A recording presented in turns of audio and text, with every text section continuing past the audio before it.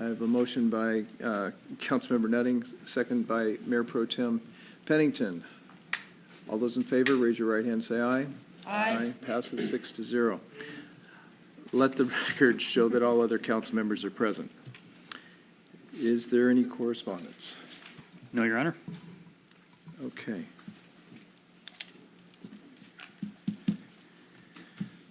Okay, at this point, we take comments for the public. Comments are made from the podium.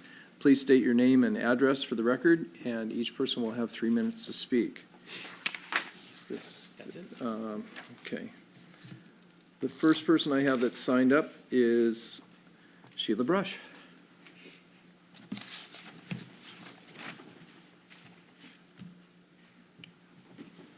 Hi, thank you. My name is Sheila Brush. I live in Des Moines, Washington. I want to apologize for my abrupt exit last week and my coughing fit. That was rude. I'm sick. And I want to say thank you for the incredible turnout, because I was going to ask to do a social experiment and maybe down the road switch it to a Tuesday night to try and get more citizens to turn out, but we have a nice crowd tonight. And then I want to bring up something to everyone's attention. We all know what happened today with the criminal that was arrested in our neighborhood, but is everybody aware that, once again, Chase Bank was robbed last week? And while they were robbed, we had 2 patrol officers and 1 sergeant on duty, and all 3 were called to the scene. And that means we had nobody on our streets protecting us, looking out for our safety, looking out for our children, looking out for our well-being. Not one officer was available should there be another crime or tragedy. And yes, you will tell me that Kent and Federal Way will help us, but we need to help ourselves. We need a council to make the correct decisions to protect and help the citizens who elected you. I'm disappointed that I did run home and turn it on, so I did see everything that happened.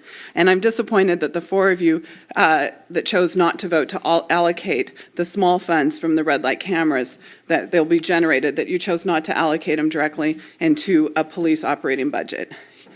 I want to ask you, are you not listening to the citizens? Do you not hear us week in and week out? Do you not hear your own chief? We need more officers. Do not tell us it'll take a year. We need them now, because it'll take 6 months to a year to train in. You keep pledging money to arts, to copiers, to anything other than the safety of our children, our seniors, our city. Don't tell us it's a separate budget. You had no problem whatsoever taking money from the police budget, which you can do at the discretion of the city manager, because you did it in the past with the lid levy lift, which I talked to Councilmember Kaplan about, just so I could get this straight. I understand you didn't take any monies that we gave through our taxpaying dollars on the levy lift, but you did take money from the police operating budget at the time. So basically you skimmed from the bottom. So in the end, they were only left with the same nut. I asked you that, Dave. You're nodding your head no, but I asked you and you said, well, yeah, basically. So if I'm incorrect, then I was misunderstanding our conversation. But what I'm asking for is, we can't rewrite the past, but we can only work on the present. And presently, we need more police. And that's what I'm up here asking for. I'm asking that all 7 of you support our police, and all 7 of you vote for this small amount from the red light, because it is going to be a small amount. It's not going to fix everything, but it is a start. Vote that these funds be allocated to the police operating budget. Thank you. Thank you. Linda Fiedler? Did I get that right, Linda? Fiedler. I apologize. That's okay. I have my name murdered quite often, and so then I hope people will not worry when I murder them. There's their names. But anyway, first of all, I want to say how much I appreciate your hard work, because I'm the secretary of a homeowners association, and the amount of drama that we have with just 16 families is incredible. So I don't know how you guys are doing it, but thank you so much for your service. What I want to talk about today is the traffic quieting in Redondo. I know there's been a lot of people that have been bothered by it, but I live down at the south end of Redondo Beach, and we would love to have something quiet our traffic down there. When you come down from 272nd, there's, a twisty road. It gets to the bottom. There's 3 different crosswalks and a stop sign. And a lot of that really has quieted that end of Redondo. But when you come down at the other end, and especially people that are coming from the south going north, they're just coming as a straight shot. And it's supposed to be 25 miles an hour. They're always 35 and beyond because that's the last time they've paid attention, and it's very hard to see up that hill. It's dangerous. And there's many good places to put some traffic quieting areas there. So we would love it. And maybe other people don't want it, but we would like it on our end. So that's what I have to share. I hope we can do something about that. Thank you. Okay. Todd Powell.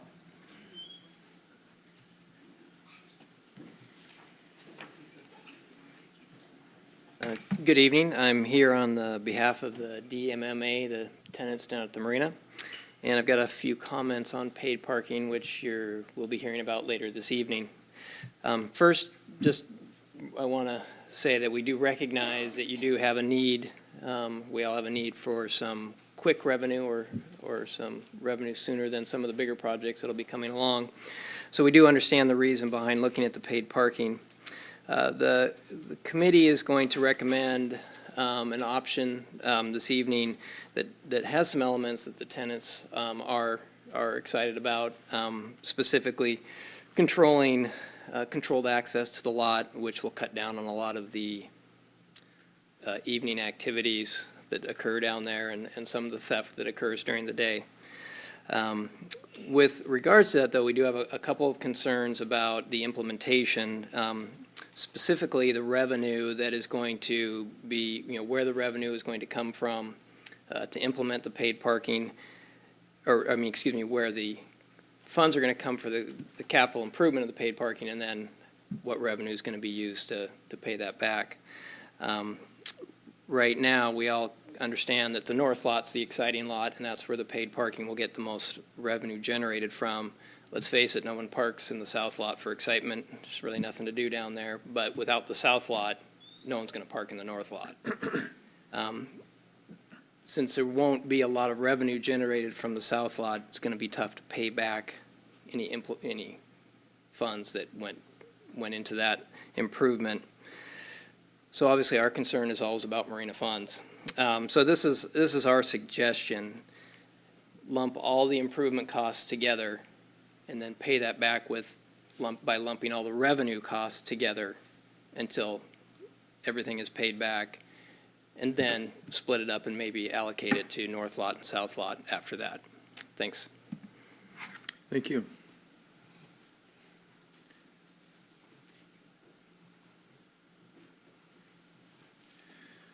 Scott Evans.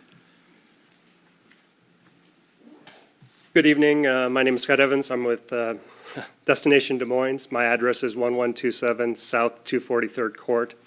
I am here to invite everybody to attend a couple Destination Des Moines meetings this coming month. On Wednesday, the 13th of April at 6 o'clock, we are having a Destination Des Moines Main Street meeting.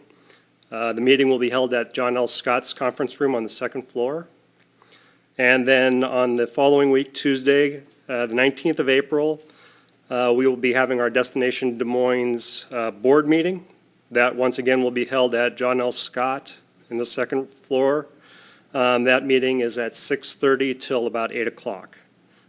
Please check out the Destination Des Moines website for all of our exciting summer events that are coming up, including the barbecue, fireworks, and Waterland events, and that's all on the Destination Des Moines website. Thank you.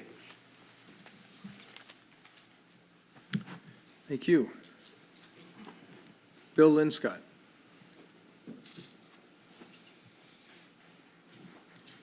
I'm Bill Linscott, 22335 6th Avenue South. The topic I'd like to comment on is paid parking as well as a resident. I think when this topic came before I'm not sure it was the council, but we had a meeting a year or so ago.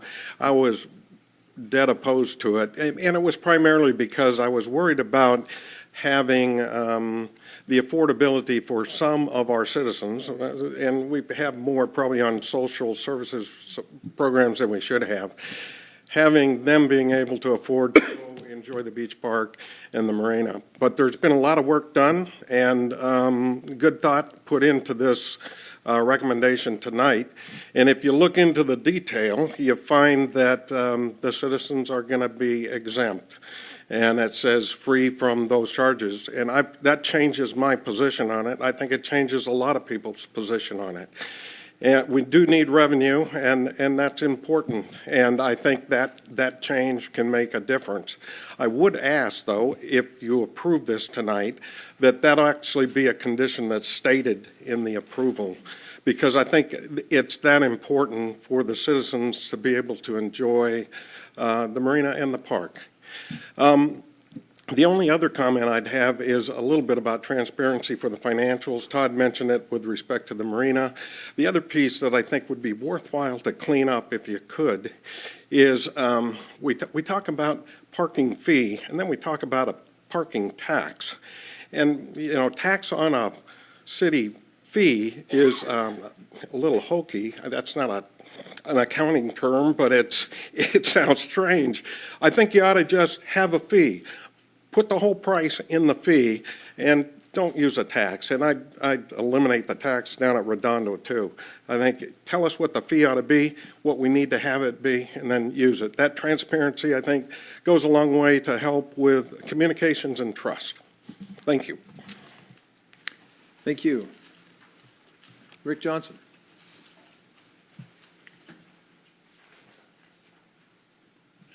Good evening, Rick Johnson, Redondo Beach.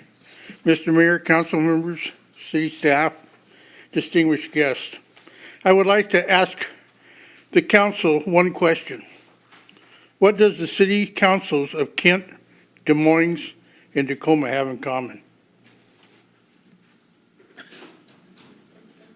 They're all Okay, alike. I didn't think I'd get an answer.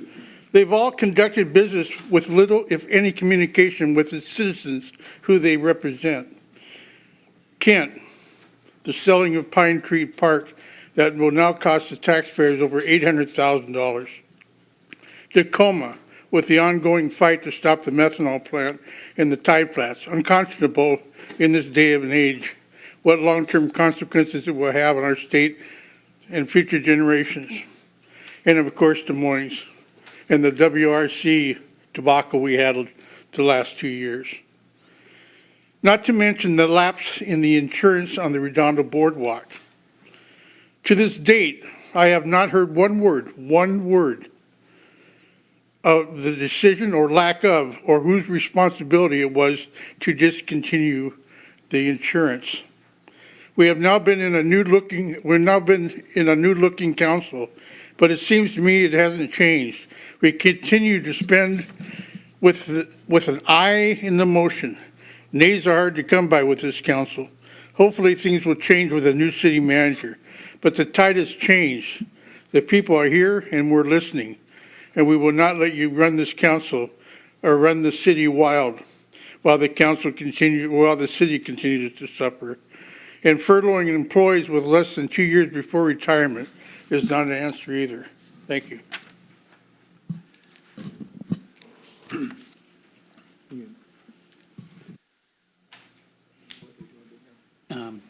I'll do it.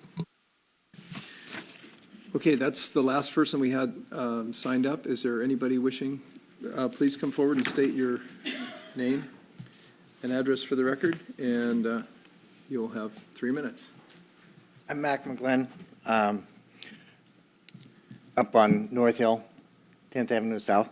And I think I'm fully in favor of the parking fees and everything going on at the marina.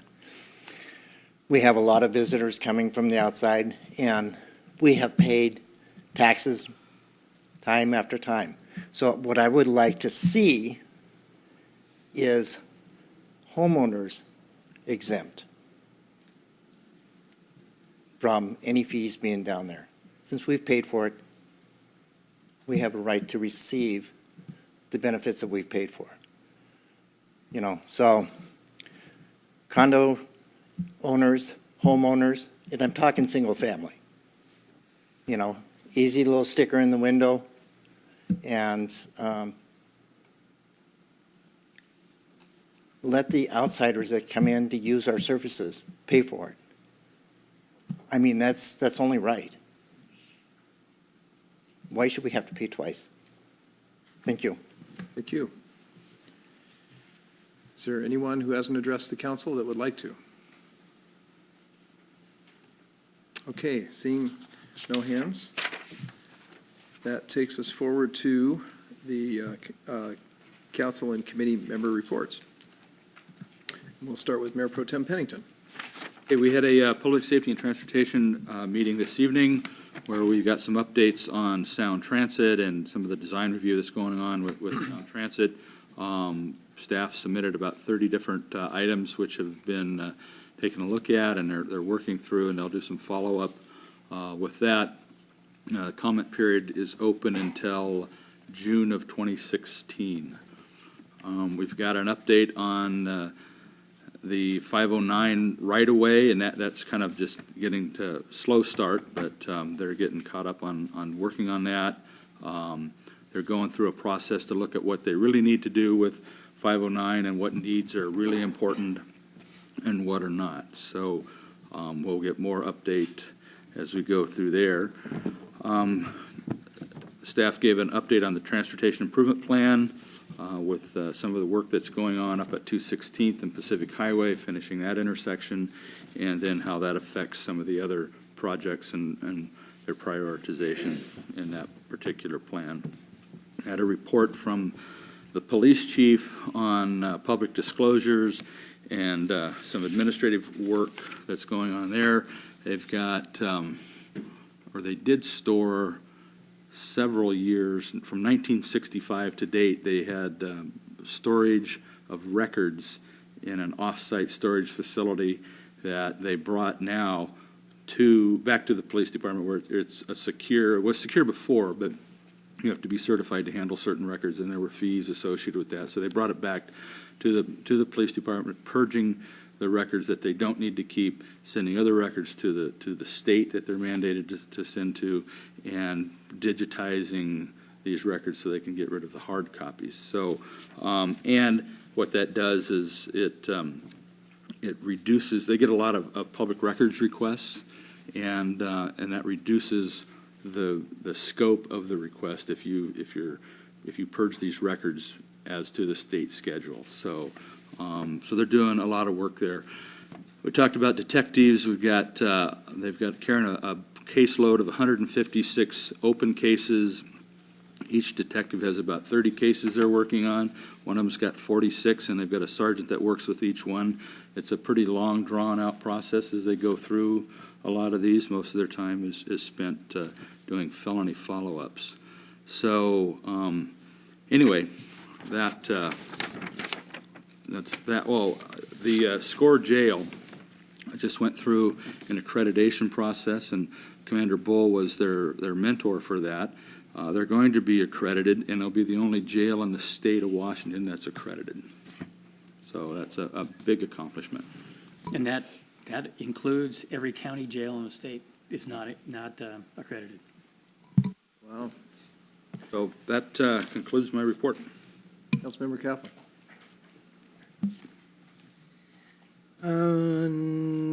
Next Wednesday, April 13th, from 6 to 8:30 p.m., there's a People's Workshop on Sound Transit 3 that's going to be held in Building 8, the Mount Constance Room at Highline College. There's a number of people who've expressed interest in being able to weigh in on that. That's essentially part of what that plan will do. We'll take it, at least from the south end, from the Highline College area down to Federal Way and then Tacoma, assuming that it were to pass on the ballot in November. Anyhow, there's an opportunity to provide some input before the Sound Transit Board makes the final decision, I believe in June, as to what they're going to put on the ballot in November. I was going to bring it. And I know he thought he was going to get away with it. But I'd like to wish Mayor Pro Tem Pennington a very happy birthday. And I think we should sing happy birthday to him. Happy birthday to you. Happy birthday to you. Happy birthday, dear Vic. Happy birthday to you. Thank you. Come a little closer. That concludes my report. Nicely done, with a hard act to follow. Councilmember Pack. No report and pass the fork. Thank you. No report. I just wanted to, I had mentioned in an earlier council meeting that the website DesMoinesFoodTruckPod.com is now live. It's a farmer's market. We'll have 1 to 3 food trucks in the marina where the farmer market locates their trucks for lunch and dinner every day, with the exception of dinner on Wednesdays in July and August, and lunch on Saturdays from June through September. And the schedule was specifically chosen so that the food truck pod will not interfere with the time that the farmers market food trucks are already present.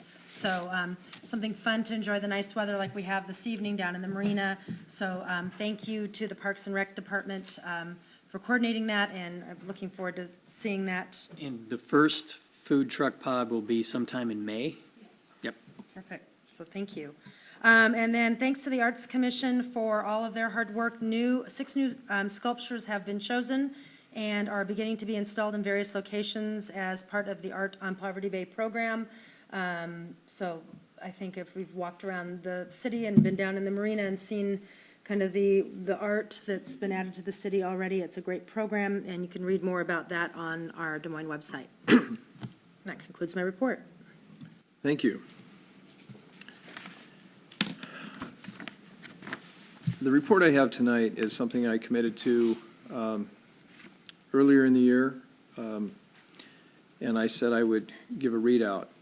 What I'm referring to is in January I talked about a plan that pretty much codified everything that had come up in the council retreat and through council conversations, and we're 90 days thereabouts into the year, and it looks like it's a 2-year plan, but we are doing pretty well, and I wanted to kind of give some highlights. We're early on, so I will say that in some areas we will have made progress, but they're not complete. But, and I commit to the council, I apologize I didn't make copies for everybody. When I got here, it slipped my mind. I'll have copies put in everybody's box. So, we talked about council staff and public receptions before council meetings. We've discussed it. We're looking at how to bring that forward. So it is in work at this time. They are likely to be, at this point, Tony, you addressed it in your communication plan, it's likely to be before every council meeting, but not every council member would necessarily be able to be here, or a staff member. That's correct. We will start populating that into council futures, and we'll start noting it on our meeting notices, so people will know that, say, from 6 or starting at 6 or 6:15 till 6:45, there'll be an informal, call it a Q&A or meet and greet or discussion period for interested community members to come and talk to those council members that are available and to those staff members that are available and not in the particular council committee meeting that's going on at the time. Thank you for adding on to that. We also talked about putting together agenda meetings where up to 3 council members could be there. I'm always there, so I've occupied 1 spot, but we've had usually 1 to 2 other council members that have been there, where we review the futures and we talk about what needs to get done with the department heads and when it needs to get done and how we can put things together. Plus, we also talk about our agenda, our work studies that we want to have and what groups we want to meet with and so forth. And that's all coming together. Those are in place. We are scheduling the work studies. The first that we talked about, I thought it was going to be a work study, but it was the budget review meetings, and instead we now have presentations here in council chambers, and at the end of the quarter, we will also have a quarter roll-up. So it gives us all a chance to see what our revenues are, what our expenses are, and how things are going. The educational work study with the college and the school district is planned for December 1st. There are 2 council planning sessions, August 13th of this year and November 5th. The elected officials meeting was initially scheduled for May 5th, but we will not have a council meeting on that date due to various conflicts. So we are rescheduling that at this time, and I believe the date is June 2nd.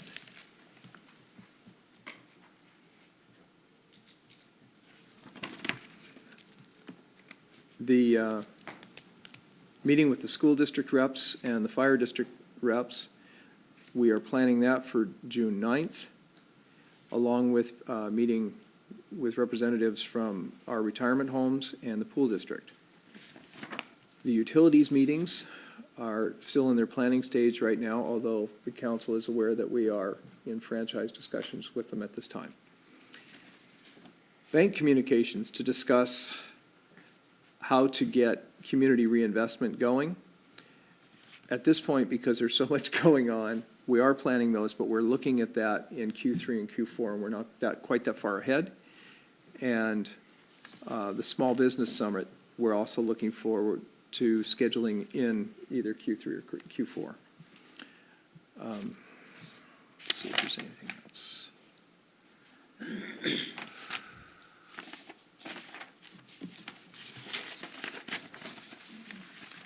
Some of the other successes that we have had in the first 90 days, we've had several outreach meetings, including Huntington Park, the Des Moines Marina Association, South Shores Condominiums, Landmark Key Homeowners, and Landmark on the Sound and Masonic Home redevelopment team, as well as another success was, being successful in relocating the Valley Cities project.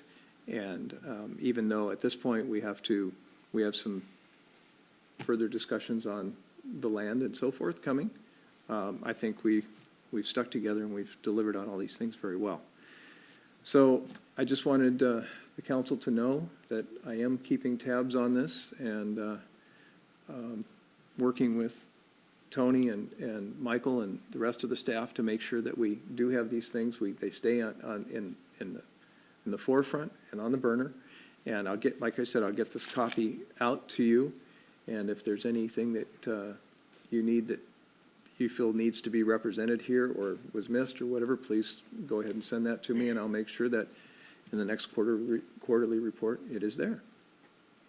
Any questions? No.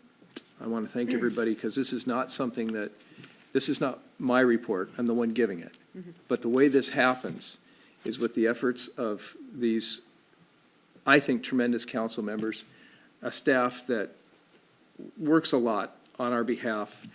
And I know we haven't always gotten it right, but we are really focused and we are trying, and this is an effort to show that we are.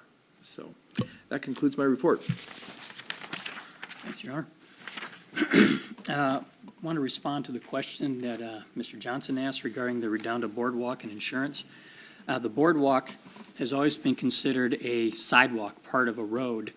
And in the 20 years I've been here, and this decision was made before I got here, all of our transportation infrastructure facilities are not included on our list of items that are insured, because it's just like any other insurance. You add an item, your bill goes up. So the decision was made many years ago that we wouldn't put transportation facilities on the insurance list. Obviously, that is a policy discussion I think we need to revisit with the council. We need to take a look at not just the boardwalk, but some of our bridges in town and maybe other significant transportation facilities to see if maybe we should consider putting them on the insurance rolls through the Washington City's Insurance Authority. there was mention made of the records efforts that the police department has been going through. Mayor reminded me that our city clerk has been also working very hard on dealing with records issues. And she reported to us a few weeks ago that all of the records that we had stored at Iron Mountain have now been returned to the city. A lot of those we've gone through and we've done purging of it, but there are no records at Iron Mountain. And just PD was spending $10,000 a year storing records up there. And I think the total citywide bill is on the verge of $30,000 to $40,000 that we're now not paying to store records. In addition, the court staff and Bonnie have been going through all of our records and scanning them, digitizing them, and then destroying them, so we don't have boxes and boxes and boxes of stuff sitting somewhere that, taking up room that we really don't want to have them doing that. So, just wanted to make sure that everyone was made aware of that. I have no emerging issues to bring to council's attention. The franchise agreement discussion, the mayor touched on that just for a moment. We met with the districts once. We had exchanged agreements. We went through them. And then we agreed as a city to then make the next proposal. So we spent quite a bit of time at the staff level. Tim did a lot of good work putting our next proposal together. We talked to the committee about that, and that was delivered to the districts on Tuesday. And we are now scheduled to meet with them again in 2 weeks, actually 2 weeks from yesterday. So not quite as fast as we were hoping that it would go, but I'm sensing that we should be able to come to an agreement with the districts here pretty quickly. I think the first meeting we had was very productive. We learned an awful lot about where their bottom line is. They learned some about what our bottom line is, and I think we'll be able to get there pretty quickly. I would also say that there's a real tone to try and get there quickly. For those of you who saw the work study, when we sat down there in tables, I put out a time frame of 90 to 120 days, and they heard 90. They didn't hear 120. I did remind them that I'd rather not go to 120, but 90 would be my preference, but we do have a little bit of wiggle room. They're marching to the 90 along with us. So I think the discussions have been very productive, and I continue to be very optimistic. And then finally, as the mayor made a presentation on the first 90 days worth of effort of this city council, he's also asked me to talk about the list of issues and projects that I included on my separation agreement that I would be focused on. So I did make copies of mine. Oh, make me feel bad. And I'll give these to the clerk. Here's some extra ones if anyone else wants to see them. So I'll just walk through this very quickly. Project item number 1 was the Woodmont Recovery Campus, and as the mayor reported, that project has been withdrawn by the applicant. Second was franchise agreements with the water and sewer districts. As I just stated, the negotiations have started, initial proposals have been exchanged, and the city has now done a second proposal. Communications plan implementation, we discussed that at the city council meeting recently, and we're moving forward on implementing several of those strategies. The Government 101 series, that is ongoing. The police department is up next week, and they're going to be hard-pressed to top the Parks, Recreation, Senior Services folks, but I'm not sure if they're going to go all the way to having visual effects and sound effects in theirs. Yeah. Paid parking in the Marina and Beach Park, we'll be talking about that this evening. B&O taxes on our nonprofits. For those who aren't aware, our code technically does not exempt any of our nonprofit agencies from paying B&O taxes, and that's an issue council wants me to follow up on. So I will be scheduling meetings with those nonprofits, and the two big ones are Wesley Homes and Judson Park, and just talk to them about this issue and see where it goes. Red light cameras, we'll be talking about that this evening as well. Labor negotiations, we have one labor union whose contract expires at the end of this year, that's the Teamsters, and we are having some ongoing discussions with them.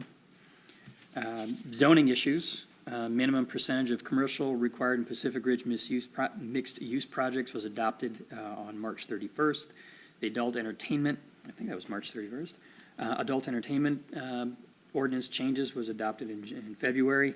Essential public facilities requirements, that ordinance is scheduled for public hearing on May 12th. And then the Blueberry Lane project, the final plat and the rezone, both of those are on hold pending a legal issue that needs to be resolved.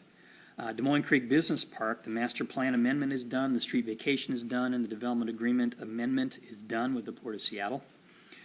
Budget savings, furloughs have been implemented, and we've done 2 now. The watering at city parks, reduction in that has been implemented, landscape reductions have been implemented, janitorial reductions have been implemented, and code enforcement, as Mayor Pro Tem Pennington, I think, mentioned, we talked with a council PS&T committee this evening. The final integration of that up into the police department and integrating with what we're doing down at Planning, Building, Public Works and using their computer system to track things is almost completed, but the efforts are ongoing. Economic development projects I'm working with Michael on, the business park zoning to the west of Des Moines Creek Business Park. We've had several discussions with staff and with Port of Seattle representatives on that.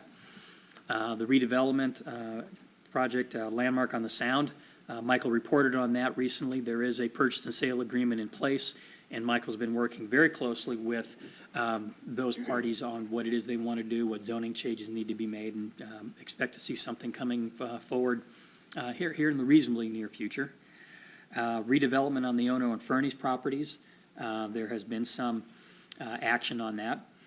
We did have the request come forward to change the zoning rules, which the Finance and Economic Development Committee chose to table for now. But there are a few other things going on that, with a little luck, we'll end up seeing some pretty cool development happening there. And then finally, in economic development, marina floor commercial development, Michael has been out there beating the bushes, talking to a variety of potential development partners on that. And we spoke to the Port of Seattle folks about that a couple weeks ago when the CEO and one of the commissioners came down to do a meet and greet with Mayor Pina. And then finally, a transition plan. I am in the beginning stages of putting a draft together, but that will be done by the end of April. Thank you. And that's my report, Your Honor. I'd like to make one comment about the economic development work. I'd like to call out Michael. You know, it's, again, we're lucky to have Michael. Some of these projects, specifically if I look at Landmark on the Sound, you know, it's the desire of the community to do what we can to hang on to that building. It's a landmark in our community. Michael understands that. The people he's working with understand that. And, you know, he's staying more closely involved and having communication than I would normally expect a staff person to do. But the whole purpose of doing that is to make sure that what he's heard from the citizens of the community, what he's heard through the council, and what would be good for the community are represented. And this is a difficult property because the structure is in the middle of the property, and there's all this land up in front, and there's all this land behind it. And so to try and develop it in a way that is also somewhat cooperative with the fact that it's got Judson Park next to it and residential all around it, and the potential of a school 1 block down the street in not, you know, when the school district passes a bond, these are really difficult things when you try and put these things on a map. And so, Michael, thank you. I think you're doing a very good job there. Thanks. And kudos to the rest of the staff for working with Tony to make all these things happen. I need to get that copy. I don't want it to bury. Okay, that takes us forward to the consent agenda. Will the clerk please read the consent agenda? Draft Ordinance 16-044, 2016 Budget Amendment and Task Order Assignment for the South 251st Storm Outfall Project. And that concludes the consent agenda, Your Honor. Thank you. Is there a motion to approve the consent agenda? So moved. Second? Motion made by Councilmember Musser, seconded by Councilmember Kaplan. Is there, I'm not going to ask if there's any items to remove because we only get one. Is there any discussion? All those in favor, raise your right hand and say aye. Aye. Motion passes 6-0. Yes. Okay, this takes us forward to old business, and with the council's indulgence, I would like to address the reconsideration of draft ordinance 16-018 for automatic red light running enforcement cameras as the first item instead of item number 2. So that's on page 47 of the agenda.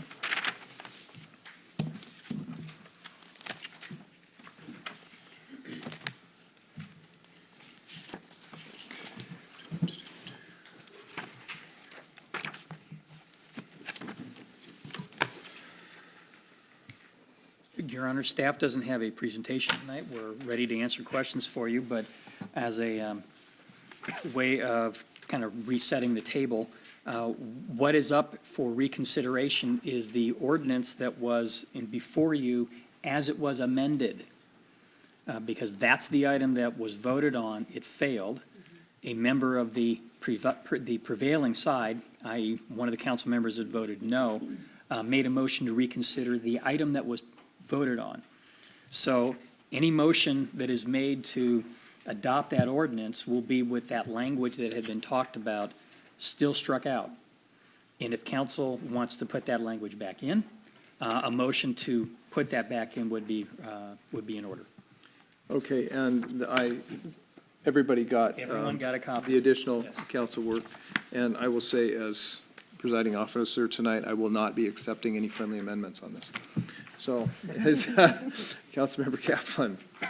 I move to suspend Rule 26A in order to enact draft ordinance number 16-018A. Second? Motion made by Councilmember Kaplan, seconded by Councilmember Musser. Discussion? All those in favor, raise your right hand and say aye. Aye. Passes 6-0. Councilmember Kaplan. Move to enact draft ordinance number 16-018A, establishing the authority for automated red light running enforcement in Des Moines. Is there a second? Second?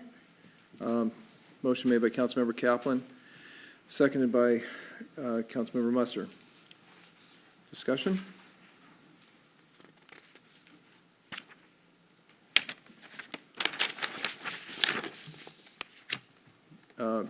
Dave, I wasn't sure if your hand was up or not.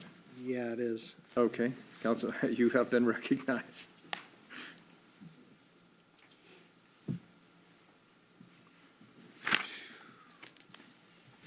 move to, on page 6 of 7, I move to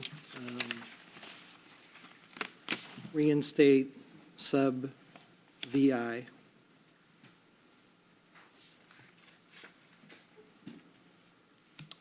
We have a motion to reinstate sub VI. Is there a second? I'll second that, but I've got some questions. We will move to a discussion because we have a motion and a second. So, motion was made by Councilmember Kaplan, seconded by Councilmember Nutting. Discussion. So I got some questions for staff.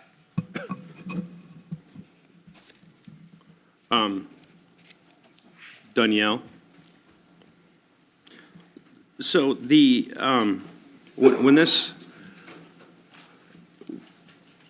when we budgeted for, when we included this budgeting strategy in the 2016 budget, was this budgeted in a line item for the court and officers, or was this budgeted as a general fund budget?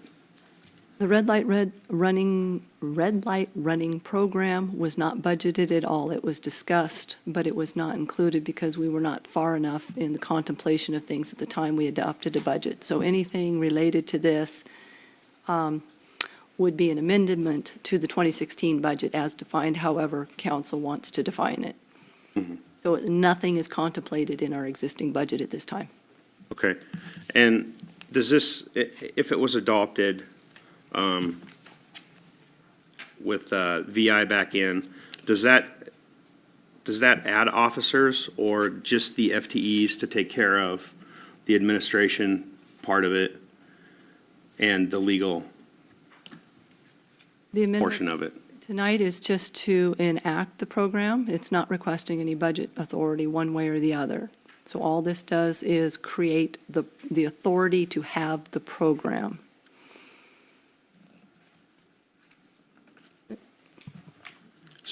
We will be coming back to council with a recommended contract with a company that does this type of equipment.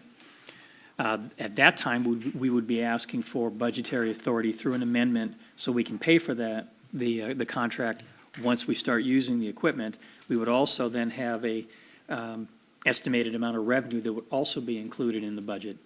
And so that will happen in a couple of 3 months once we get a contract figured out with most likely ATS. And at that time, it's likely that we would also be requesting additional positions to, the discussion right now is a 0.2 FTE increase for the police evidence specialist and another increase in FTEs for the court. And those positions would be just to carry out the cost of maintaining this, and it doesn't, that level does not address any use of the excess funding if it were to come to be. And where are the funds going to come from, providing this is approved this evening, out of the 2016 budget? So what would happen is if this is approved tonight and we would come back as a budget adjustment, it would be contemplated in that budget adjustment that all the revenues would be included in the general fund and all of the costs coming out of there would also come from the general fund. So all of this would be contained. And maybe Brandon can help answer this question. I believe the way the contract would be put together is we don't pay anything to ATS until we actually start the system live and we're issuing citations. So they come in, they install the equipment, we'll probably run it for at least a month where we're sending out warnings, and then we start sending citations, and when the revenue starts coming in, that's when we start paying the rental fee to ATS for the equipment. Correct me if I'm wrong. Nope. You're right. Okay, and there's some discussion at last council meeting about road improvements and intersection improvements, whether it be unsafe intersections, being able to have other funding sources, grants or whatnot. Is that true? And do most grants that are applied for something for traffic calming or intersections, do they have binding dollars attached to it as well? Not sure if I totally understand your question, but we apply for a variety of grants that often require a minimum match. Different granting agencies have different match requirements. Right now, our typical source, we have two basic sources to provide those matches. One is REIT, real estate excise taxes that we share with the other facility projects, and traffic impact fees that are collected through development. And so those essentially become our local match. And we do receive a small amount of money from the school zone enforcement cameras that go back into sidewalk or pedestrian safety improvements. So that's really how we approach different grant opportunities. Is really our biggest issue is finding a local match that makes that work. And so these funds would be available to, if we were to find, not only would it be available for officers' positions and the police department and whatever they need, if we were to find that any of these intersections were unsafe and we needed to use those funds, without this in there to reduce any kind of, I mean, we're all looking, nobody wants to come home to an empty bed or a missing family member for any reason, that running a red light. Obviously, safety is key. But without this provision in there, and we found an unsafe intersection, and no other funds were available to match, I mean, we'd have to forego a grant or anything. Well, if we have intersection safety concerns, we aggressively try to fix those. And I'll take any money I can get for local match to try to get a project together.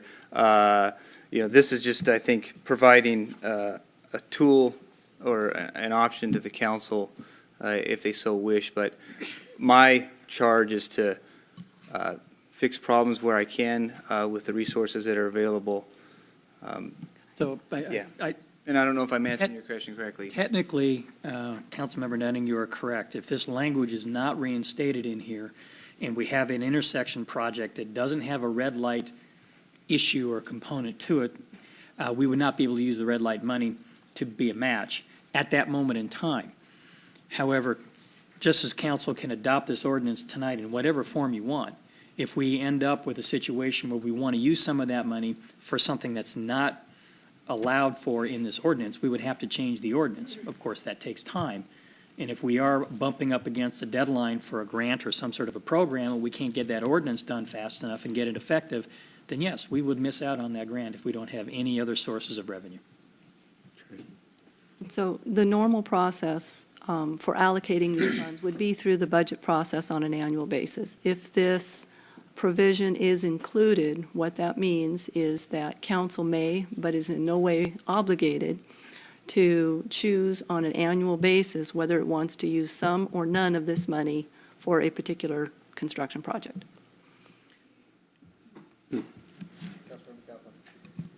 This, Danielle, while you're still there, this does not establish a fund within the general fund, correct? That is correct. For any purpose? Yes, that is correct. The funds just go into the general The fund? funds just go into the general fund, subject to general fund appropriation every year. And what these provisions do, and the attorney could probably speak to this better, what these provisions do is basically it helps just provide some guidelines as to what constitutes public safety for purposes of council discretion on what we do in terms of budgeting in the future. Doesn't obligate us to fund any of these things. It just says that these are examples. Because it's a non-exclusive list and it says, not limited to, so. And some of the terms are pretty general in nature.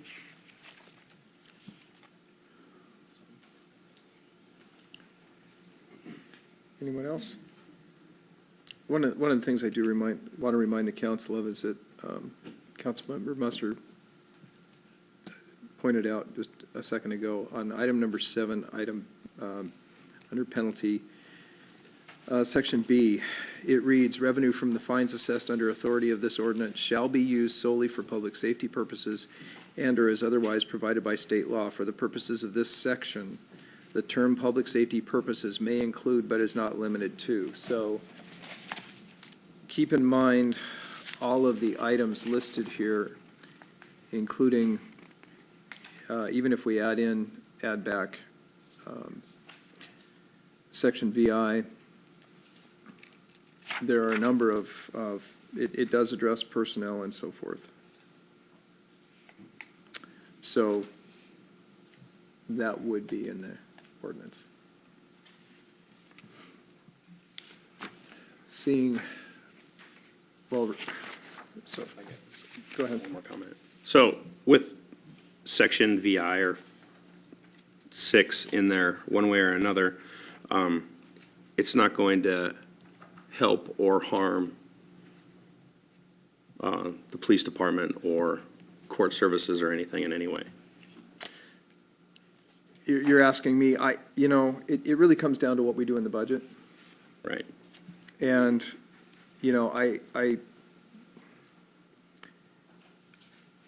I know I spoke last time. I really would like to take that section out, but I think at this point, I don't think that's the will of the council. So I'm looking at this saying, if we have to add it back in, I personally will still support the passage of this and look forward to our very challenging budget discussions in the fall.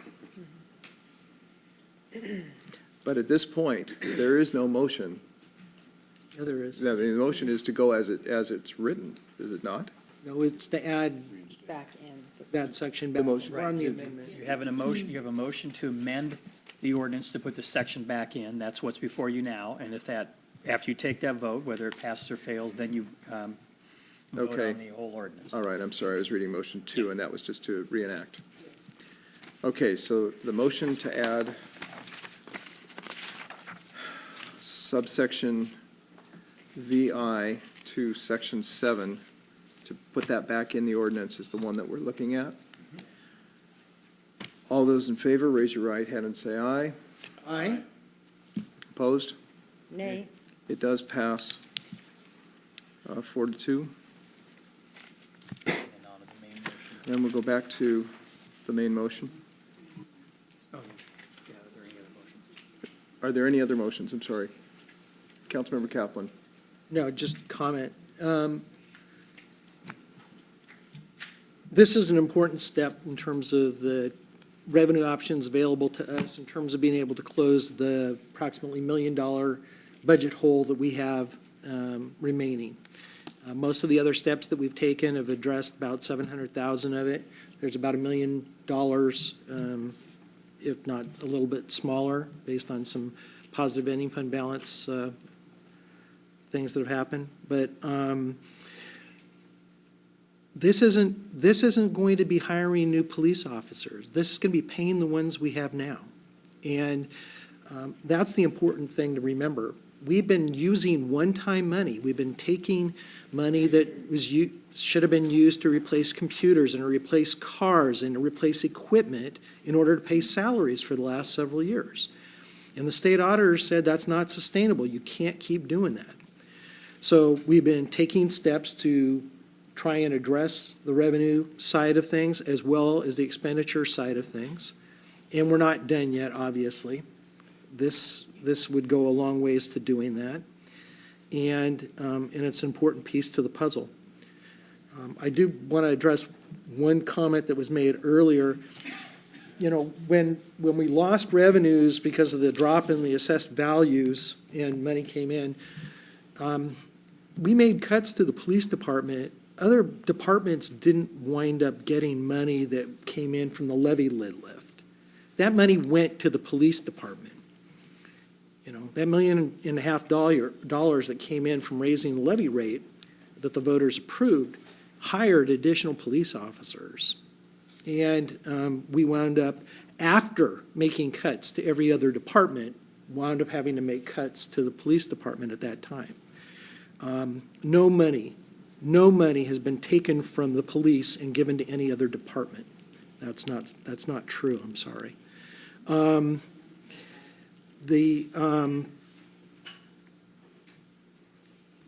The importance of us getting to break even can't be overstated. This has been a longstanding issue going back, in excess of a decade. And the problem used to be about $250,000, and all it's gotten is bigger over the years. And it's a compounding effect. So if we don't address it now, that $1 million becomes $2 million, becomes $3 million over a period of time. It's a cumulative effect.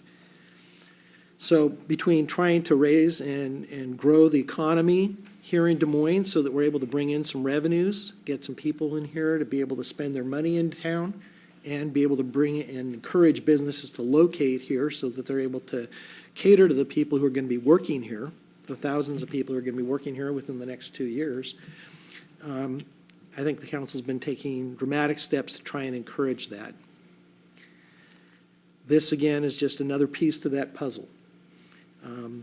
I'm not a fan of having strings attached to what we put in the general fund. One of the challenges that we have is that when you start putting strings attached to something, it makes it all the more difficult if there's a drop in revenues, and then you have to make decisions on the expenditure side in terms of trying to match things up.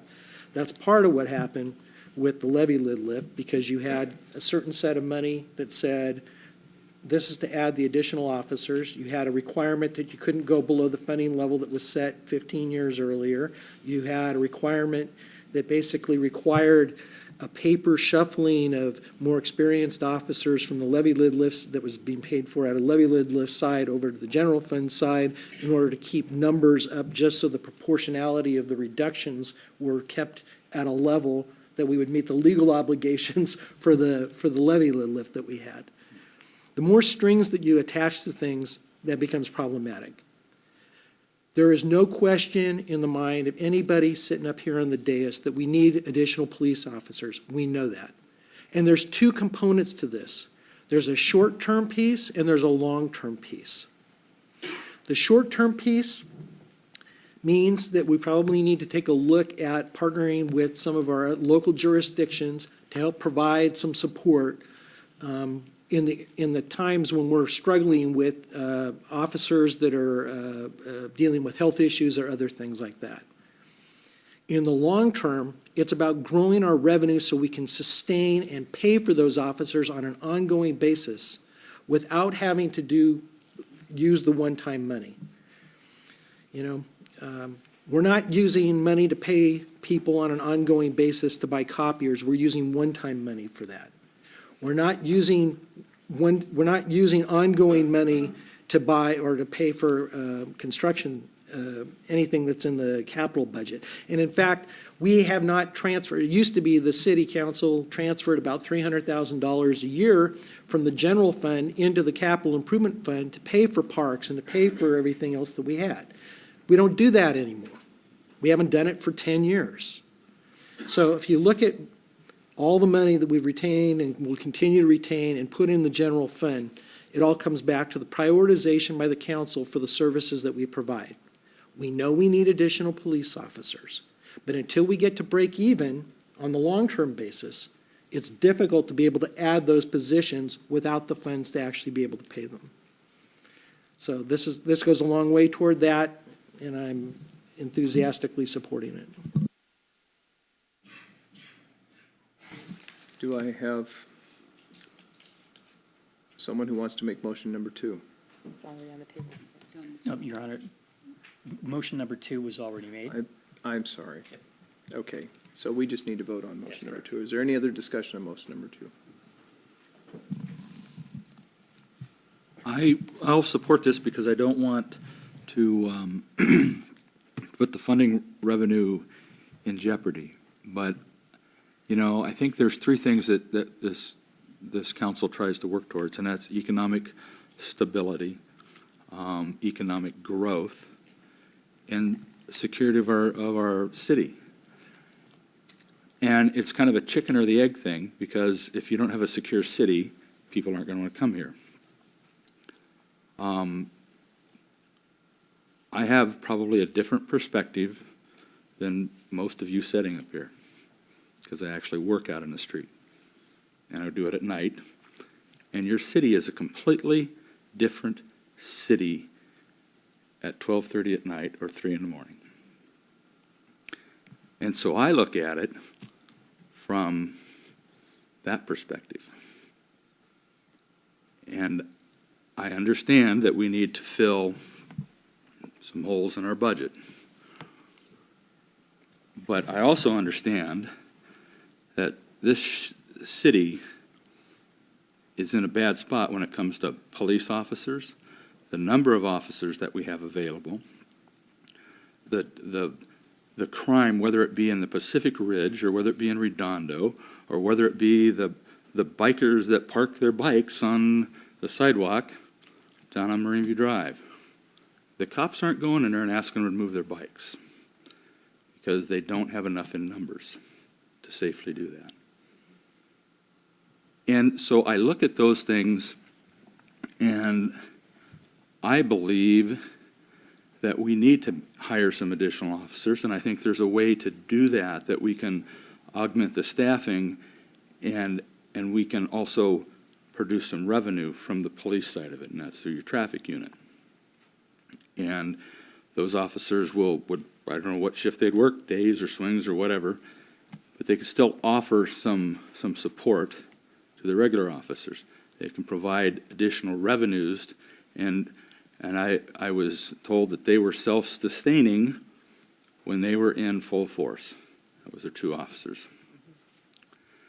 And so I think there's an opportunity to start fixing some of those things in terms of the police department. What that may mean is we have to be a little more diligent. We may have to go back and look at some of the rest of the city services and what we provide and the level we provide them.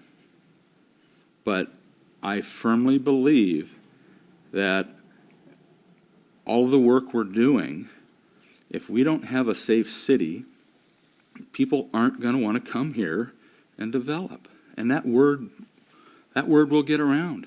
So, I mean, it truly is a chicken or the egg. What do we got to do?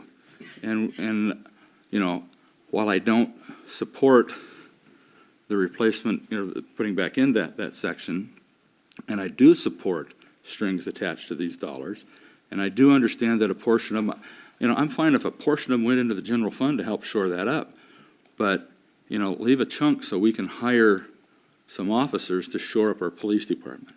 And I think that's the balance that needs to be struck. Councilmember Musser. I agree. Not sharing your perspective, I mean, I appreciate but can never understand.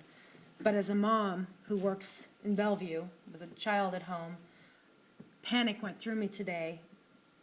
Thankfulness and panic when I heard that an escapee of Western State, through the diligence of eyes open neighbors and the luck of having competent police on staff at the time, was apprehended in Des Moines. And the only thing that go through my head was, where's the other guy? And praying and hoping that we were staffed okay today, and that no one called in sick, and that everyone, all the neighborhood block watches and the social media had their eyes open, and that he really did go home to Spokane, and that we were okay. But I think all that the majority of the citizens in social media, on the blogs, in the grocery store, when I talk to people, that we just want to be able to say, it's okay, our guys got it. Our force has it. They have what they need. And so I'm with you. If that means that we find some creative revenue sources and attach strings to them, because, you know, it has to change. We need good help. We need technology. They need the resources and the training and the days off to stay at the top of their game, then I'm fine with putting strings on it. So this means this is a battle that we fight during budget season and budget ordinances, then, I mean, I'm there. We need to do it. Yeah, I'd like to make a point.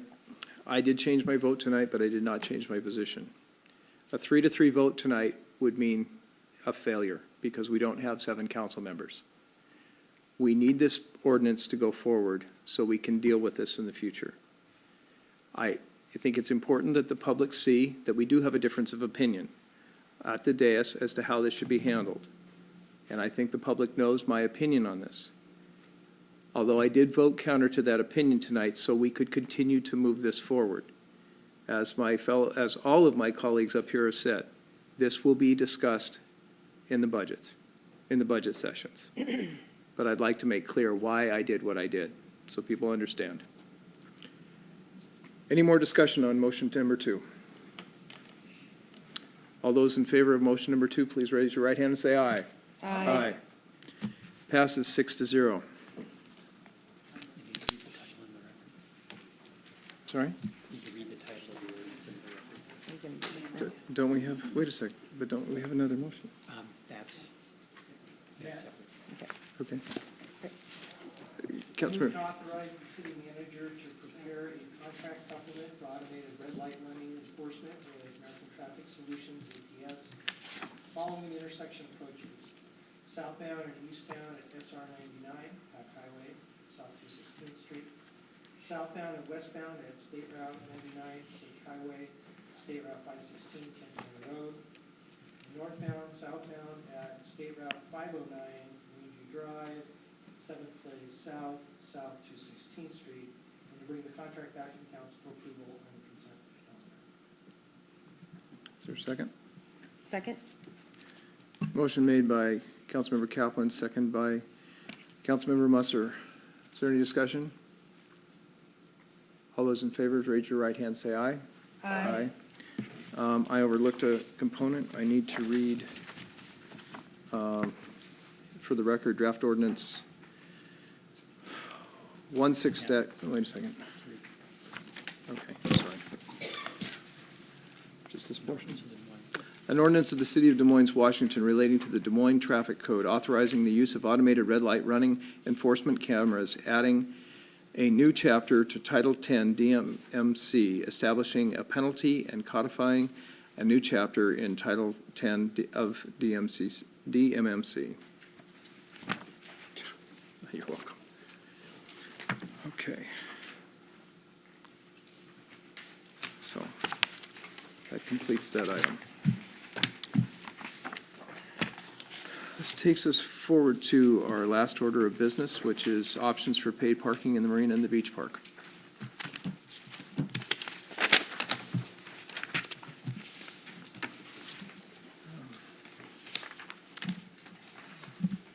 Our presentation will be made by our Harbor Master, Joe Dusenberry.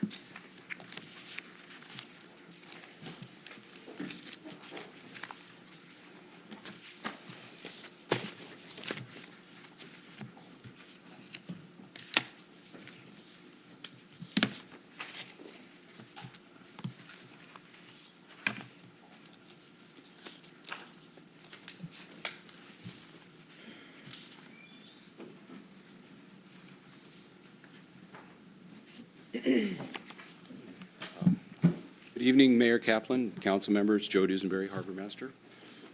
We're here tonight to present some options for pay. Just for the record, I'm not Mayor Kaplan, but that's okay. It's going to be a long night. We're here tonight to present some options for pay parking in the marina and the beach park for the council's consideration. This is a fairly long presentation, especially for me, so please ask questions as we go along, because it'll be a little easier to deal with as opposed to backing up. I'd like to start with a little bit of background. The marina has operated a pay parking lot at Redondo since 2003, and the possibility of pay parking at the marina and the beach park has been discussed at times in the past. Past efforts include a 2012 parking demand study that was done by the marina staff to determine just how much parking is actually done down there. 2014 and 2015, we did a very extensive license plate survey in the beach park and in the north parking lot. Plate survey revealed that about 70% of the users of the north lot and the beach park come from outside the city of Des Moines. Pay parking was again brought forward at the council budget retreat last November, where the council directed the staff to develop options and bring them to the Municipal Facilities Committee, and that was done at the January 28th meeting of the committee. At that time, the committee asked the staff to go out and develop some solid revenue estimates for pay parking. The staff contracted with BST Associates to do that, and that study was brought back to the Municipal Facilities Committee on March 8th.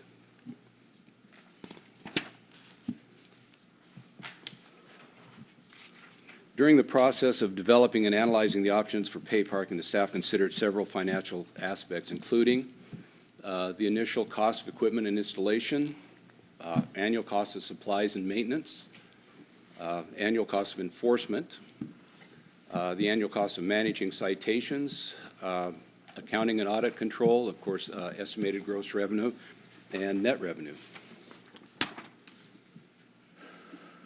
There were several operational considerations as well. The appeal process for citations, we know from our experience in Redondo that actually can be quite time-consuming for a pay and display type operation. The concern about validations, validating parking for businesses that depend on the parking lots, especially in the south end. The ease of access for marina tenants was discussed. Access to the public fishing pier. We have groups of people that use the fishing pier all through the 24-hour period at certain times of the year, so how do we accommodate that? And then we've always discussed expanding the pay parking system at Redondo, so we wanted to make sure that any system we came up with was compatible with that.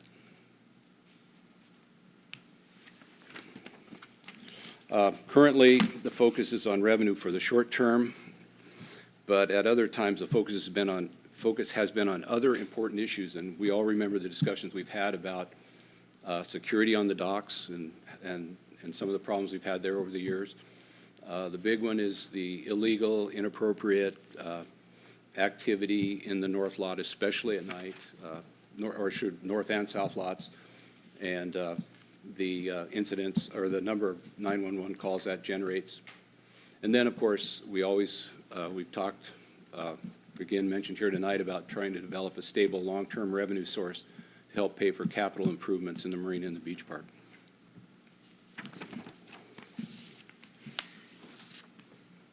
Before we get to the options, I want to talk a little bit about, define some of the things we're going to talk about tonight, maybe for the benefit of our citizens watching at home, or some of the people here tonight may have not been part of these discussions before. A pay and display lot, I'm probably describing the obvious because we're all really familiar with pay parking lots, but a pay and display lot, when we mention that, that's essentially a pay operation where you pull into the lot and you essentially pay in advance. You usually purchase you pay at some kind of a centrally located pay station. You purchase in increments, some kind of time increments that's programmed into the machine. Then you just display that permit on your vehicle. As opposed to a controlled entry exit lot, which is more like what we see at the airport. That system controls entry and exit from the lot with gates. When you pull in, you punch the button, it gives you a timestamp ticket. You may or may not put that ticket on your dash, depending on where you're actually going to pay for that parking. But you pay sometime in your departure process. Some of the systems utilize pay in lane. Some use pay stations in the lot. Some use both.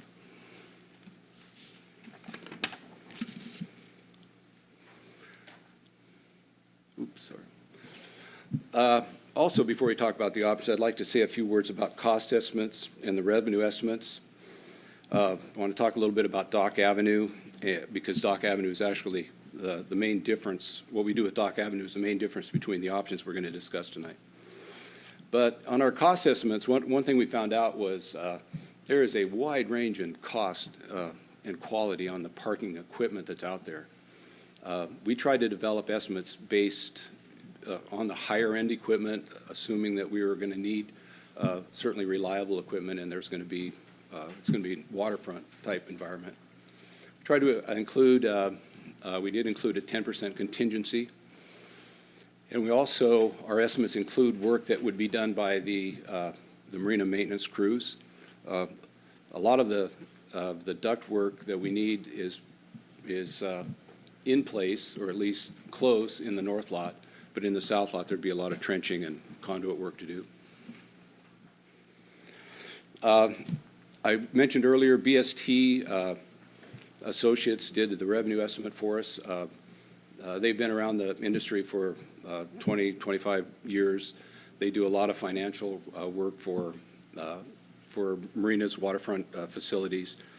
Their report relied a lot on data from Mukilteo's recent experience with a pay and display system that they installed at their Lighthouse Park near the ferry terminal in Mukilteo. And there was quite a lot of data that was available to us from that project. And then we also relied a lot on our experience at Redondo. But the important thing to remember is that both of them are pay and display systems. As for Dock Avenue,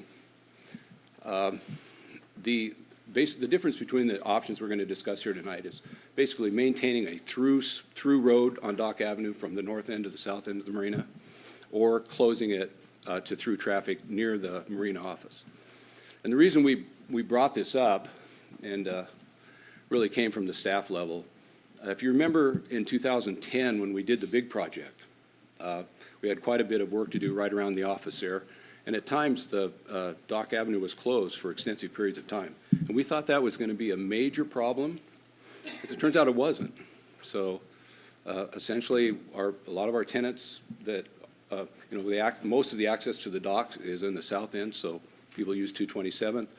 People that want to use the beach park and the public fishing pier tend to use Cliff Avenue. So It wasn't the problem that we thought it was going to be. And as you'll see as we go forward here, closing it simplifies things greatly. One of our concerns with closing it, obviously, was access for public safety. So we sat down with our own public works folks, our RPD and South King Fire, and we sort of walked through how that would work for public safety if that road was actually closed. Another thing I want to mention briefly here, because this is, again, been a big issue over the years, is 911 calls and some of the activity in the marina at night, especially at night. Commander Sellers and I had a chance to sit down with the 911 call data for the last 2 years. It was essentially, well, March 2014 through March this year. And we did a time distribution of the calls. And you can see this graph here, the number of calls is the vertical axis on the left. The horizontal axis is just the hours of the day, starting with noon at 0. So you can see these are, this graph is of traffic calls. And one thing I was impressed by the fact that there weren't that many of them. I expected a lot more. But you can see the 10 o'clock spike there. That is, if you remember, we have a 10 o'clock curfew in our marina floor now. So that's our police department going down there and writing a bunch of tickets and sending, chasing people out of our lots at 10 o'clock. The other thing that's kind of noticeable is that 12, 10, 11, 1 o'clock in the morning, there's still a lot of activity down there, which is not too surprising for people who've been around there for several years. One of the reasons why we were thinking about the reduced or the number was lower than we expected was, again, if you remember 2 years ago, this was a big discussion with our neighbors, the big discussion item. And one of the things we did was we extended the 10 o'clock curfew, which usually, previously it only applied to the north lot. We extended that to the entire marina floor. And so we think that that's basically had a positive impact on the number of calls down there. A question that is not, that we really can't answer right now is, these are traffic incidents. This is the kids down there racing around the parking lot in the middle of the night, things like that. If we make it hard for them to do that on the marina floor, are they just going to do that on 7th Avenue? So we don't know if it's going to reduce the number of calls, or will it just actually move it to a different location. So we did discuss that too. The other calls for service, it's a little bit different distribution, although you still see that midnight spike. I think Councilmember Pennington mentioned that. I call it the witching hour, about midnight. They all seem to come from someplace. There's a lot of incidents in the evening, which is sort of be expected, and then the peak around 10 o'clock, and then 11, 12, 1 o'clock in the morning. So a lot of calls in the middle of the night. Beach Park, we've talked a lot. There's been a lot of concern about the Beach Park, and while the numbers are much lower, the thing about the Beach Park is that we close those gates every night. So the type of incidents that happen in there tend to be much higher value. When they go in there, they go in there and tear something up, as opposed to just making a nuisance of themselves. So even though there's a much lower number of calls, they tend to be much more serious when they do happen.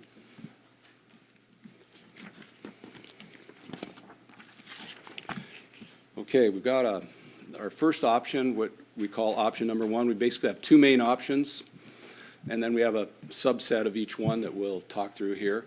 What we're calling option number 1, Dock Avenue remains open. The north lot and the Beach Park are pay and display lots with pay stations conveniently located, 2 in the Beach Park, 3 in the north lot. The south lot is a controlled entry-exit lot with entry and exit lanes near the center. A lot of fencing, and the main thing you'll see about in this option is that Dock Avenue is realigned to the east side of the lot, which is a fairly major thing. So here's what this would look like. In the north end, I can make this a little bigger, pan around a little bit. In the north end, you can see Dock Avenue here on the right with arrows, so that's traffic as usual. There's no restrictions to entering this area in the north lot. And then there's pay stations can be located. These are just convenient, what looks like convenient locations to us now, but here, here, and here. Not much different.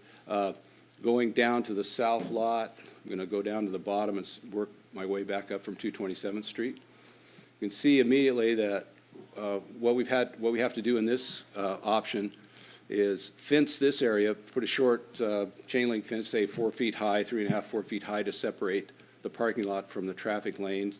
And that is in this area, and then up the west side of the roadway, which has been pushed over to the east side of the parking lot, up to the center of the parking lot. And then we have an entry-exit lane right there, approximately where the bathroom is located. And then a fence goes on up further to the boatyard, and then further on up, we need a fence along this area, along that parking that's right to the east of the dry sheds, and some kind of a gate system here, whether it's a manual gate or an automatic gate. This is a little problematic because we still need to we want to, of course, be able to restrict entry into this area, especially at night, but we still need to get tenants in and out of this area. So we have to either have a tenant-only type gate where only tenants can badge through this right here, although that creates some problems with CSR, or it has to be in this location. So still working through some of those. Joe, Yes. one thing it went through all the options looking for is it doesn't state that residents receive exempt passes for the parking, but that was a condition of all of these options, correct? That would be possible with any of the equipment we put in. Perfect, So thank you. that's the direction from the council that can be accommodated. Joe, when you talk about the fencing, I just see ongoing maintenance issues with cars running into the fence. So, I mean, would an ecology block serve just the same purpose Purpose, yeah. and spaced so much so at least pedestrians can get through? Yeah. Yeah, you could do the same thing with like you said, ecology blocks and bollards or whatever is, sort of economically feasible. So that's pretty much it for option number one. This gate, again, part of the goal is to make it essentially restrict access to that area at night, so people don't have a place to park to do drug deals and their various illegal activities and just become a nuisance. So this part would probably, what you'd probably need to do here is put a manual gate here with some kind of traffic control like the tiger teeth or something, so that people could use this during the day and they could exit at night, say if they were Anthony's employee or something. But it would be essentially locked up at night. So the financial analysis on option number one, initial cost estimates of $315,000. Our annual operating costs, like we discussed before, by operating costs, that's the paper, maintenance, all the routine maintenance, all the routine inspections. Enforcement is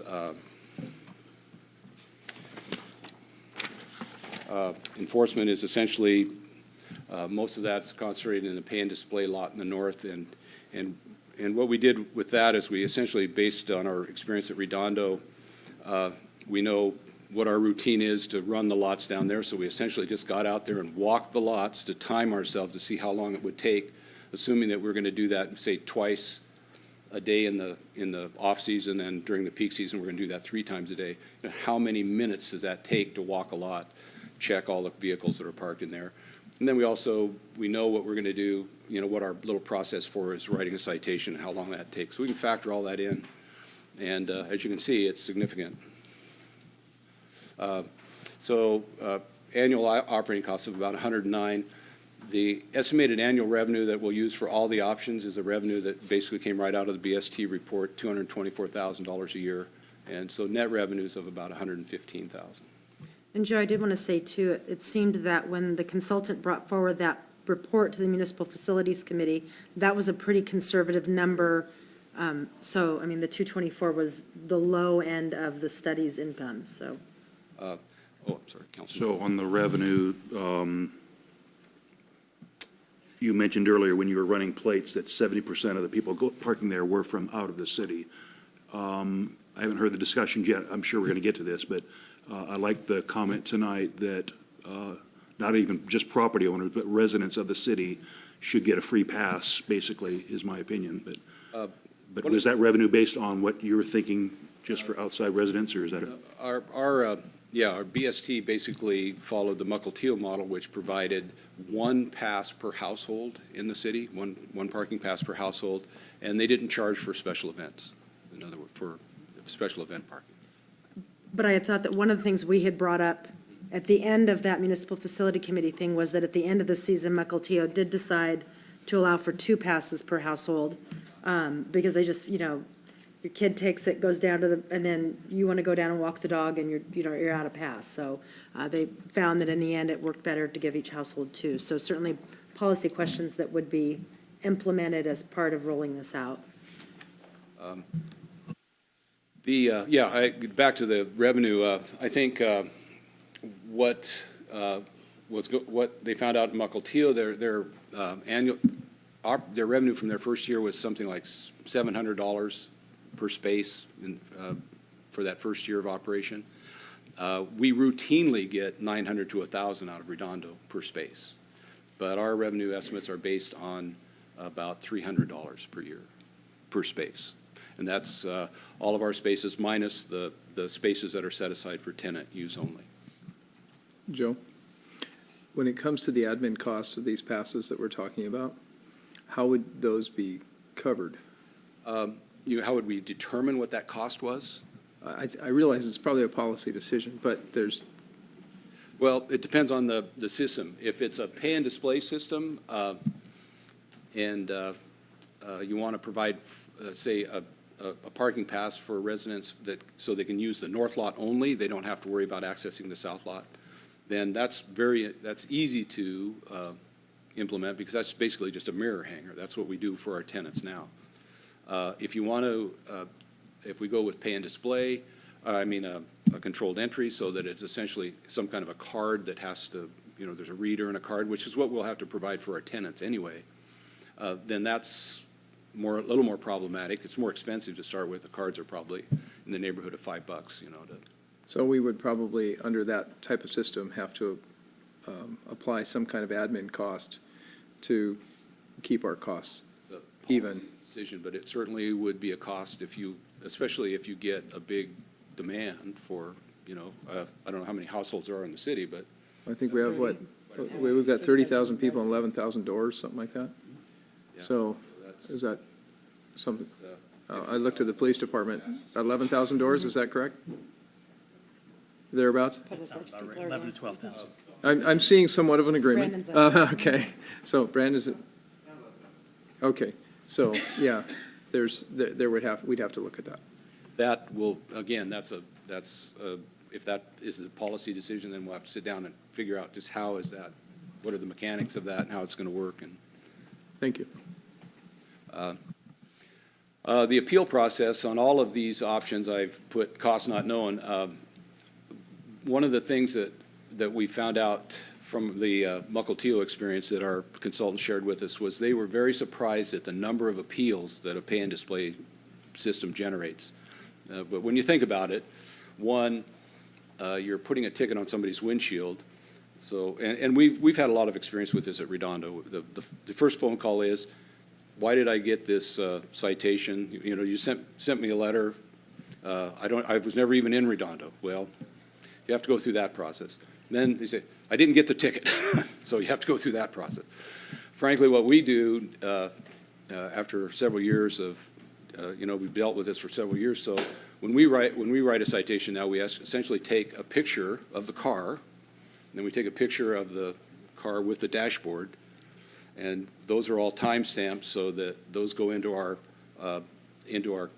they're archived every day. We have a spreadsheet where every ticket is entered so that we can manage that. So when somebody calls up and said, hey, I got ticket number so-and-so, I've never been to Redondo in my life, I don't even know where that is, we can send, okay, is this your car? So we could shoot that to them. And we do, at times, there are mistakes, because if somebody transposes a license plate number, we essentially don't have, all we know is the license plate number. So if they don't pay that ticket and we send them one of our collection letters, we just go to the database and put that number in. It could be the green Chevy, but sometimes it comes back the red Toyota. There are mistakes, but if you don't really document that, and if you don't have a really robust process, you would be surprised how long people will talk for $20. But nobody, I've gotten parking tickets downtown, and nobody likes to get a parking ticket. So that is a little bit of an unknown for all of these. But it is also a decision factor as we go forward. Validation, that was a big concern of how we would handle that, especially with Anthony's there. For all of the options, validation's good, especially in the south lot. If that is a controlled entry, that type of system is pretty easy to validate. The machines cost about $1,500. They sit on the desk, and that's, you've all been there, where you go to the restaurant and say, hey, do you want to validate your parking? You get validated. So that does work. Access for the tenants, there's a gate there, so it's going to be slower, that's for sure. But the trade-off is more security. Public fishing pier, and with this option, there'd be no change from the current system right now. We're passing out we have mirror hangers for the people that want to fish there at night. We are trying to become more restrictive now when people come in, because people are starting to game that system. Now when somebody comes in and wants a pass to be there after 10 o'clock at night so they can go crab fishing or whatever at night, they have to bring in a valid driver's license and a valid fishing license.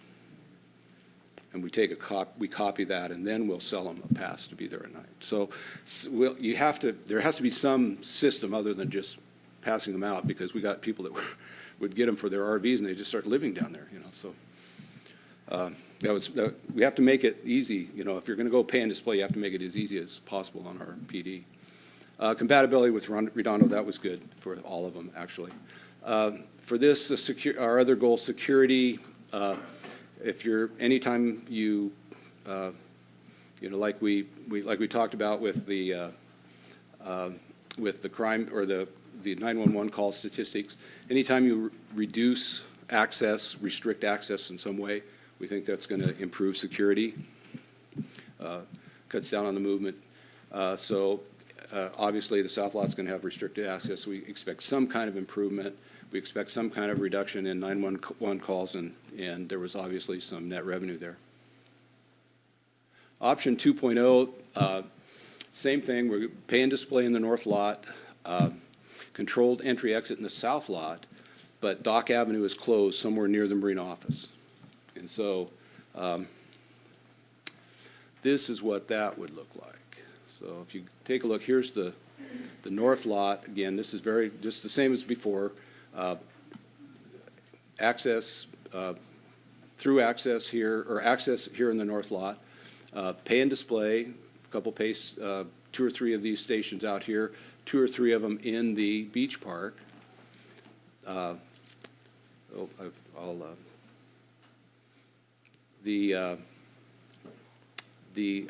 be I don't have it in this one, I'll show you on the next slide down.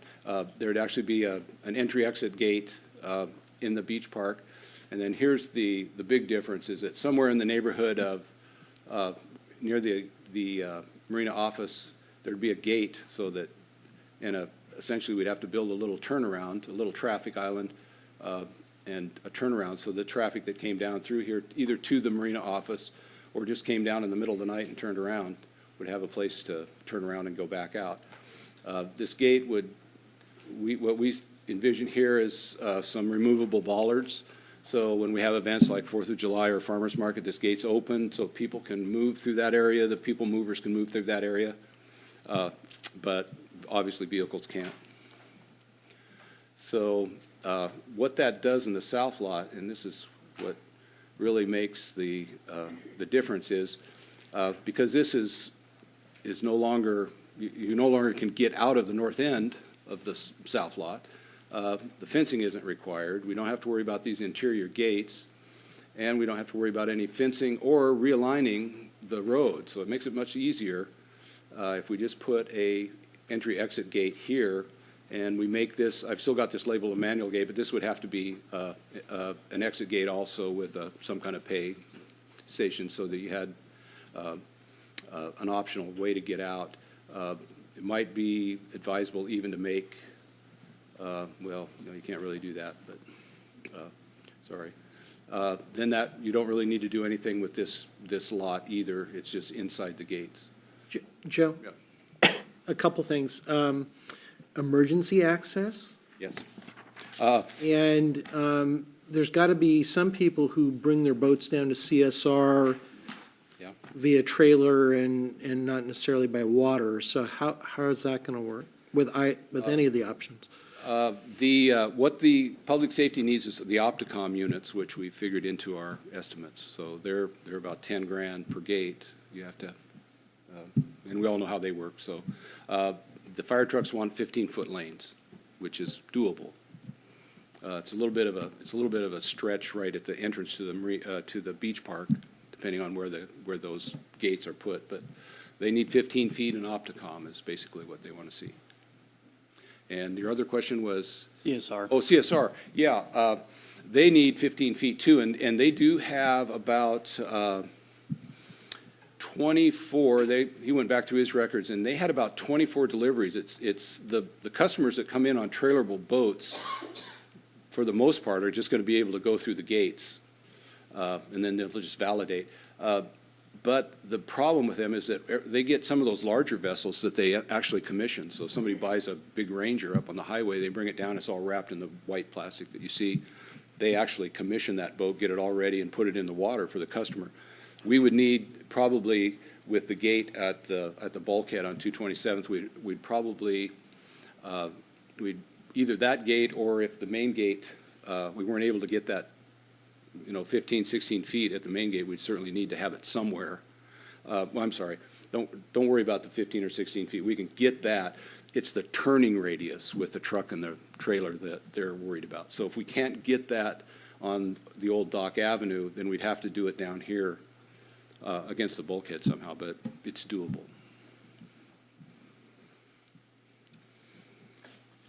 Just a small question.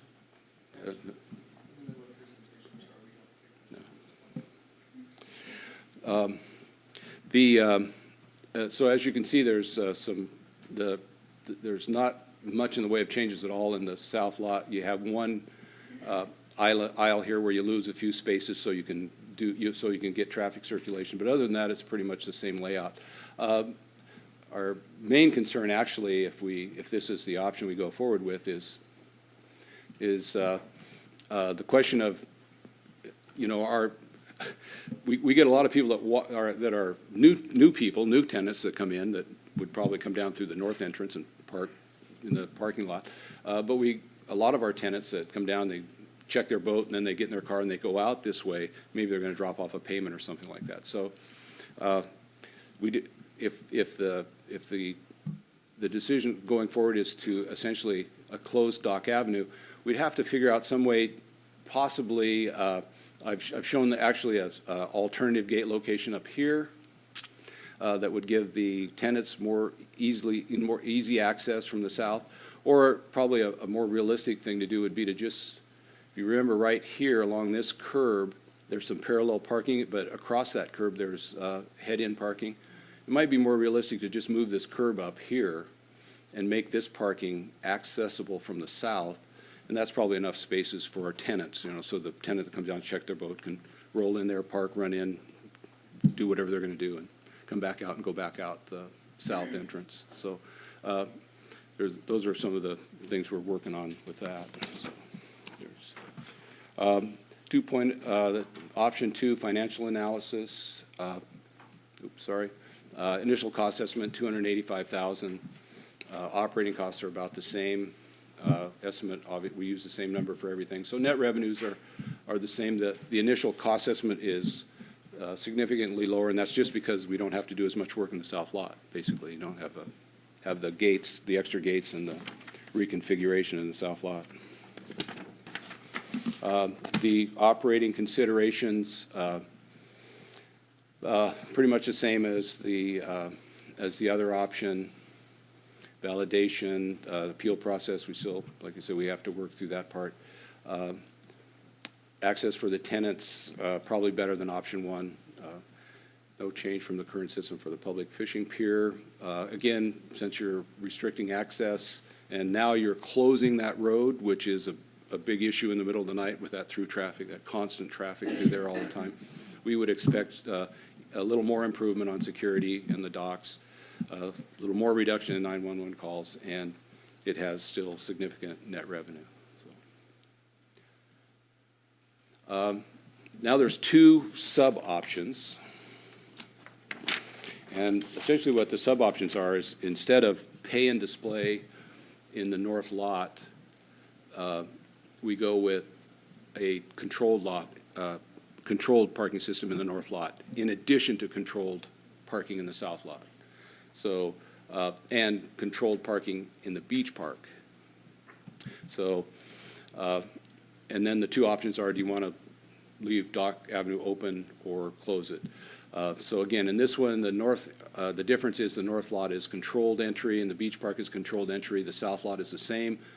Dock Avenue remains open, and this is what it looks like. You can see Dock Avenue's traffic is still there, but access to the beach park is, make this a little, there's, and I mentioned earlier, trying to get a gate system in the entrance to the beach park is a little tricky. It's a little narrow right there, but an entry-exit gate with a walk-up pay station someplace at some convenient location in the middle of the park near the vehicle bridge, probably. Then traffic would come in. There's an entryway here, circulation through the lot, and exit lane, a lane or lanes on the north end back into traffic. All of the options, I didn't mention this earlier, but all of the options include a row of bollards, some of them removable in this area, that would separate traffic from where we typically have events like the farmers market. And it would also close the lot off to in that area. South lot in 1.1 is the same as we talked about in 1.0. There's some pretty significant revisions that has to push the lane over to, or the traffic lane over to the east side. Let me see, get back down to. Financial analysis, initial cost estimate is $425,000. This is the most expensive option because it obviously we add a lot of equipment in the north lot and the beach park, and we still have a lot of revisions in the south lot to deal with. But when you take a look at what goes on with a fully controlled lot, we still have operating costs. Actually, operating costs went up about $17,000 a year from 40, because what you run into with totally controlled lots, you don't have the enforcement piece of it goes away, but you have to have somebody on a pager, because what happens with totally controlled lots is there's somebody there at midnight who can't find their wallet, and they're dialing a number. So somebody has to be able to respond to that. Now, I've included the full cost of pager pay, a year's worth of pager pay in there for all of these, for both of these options.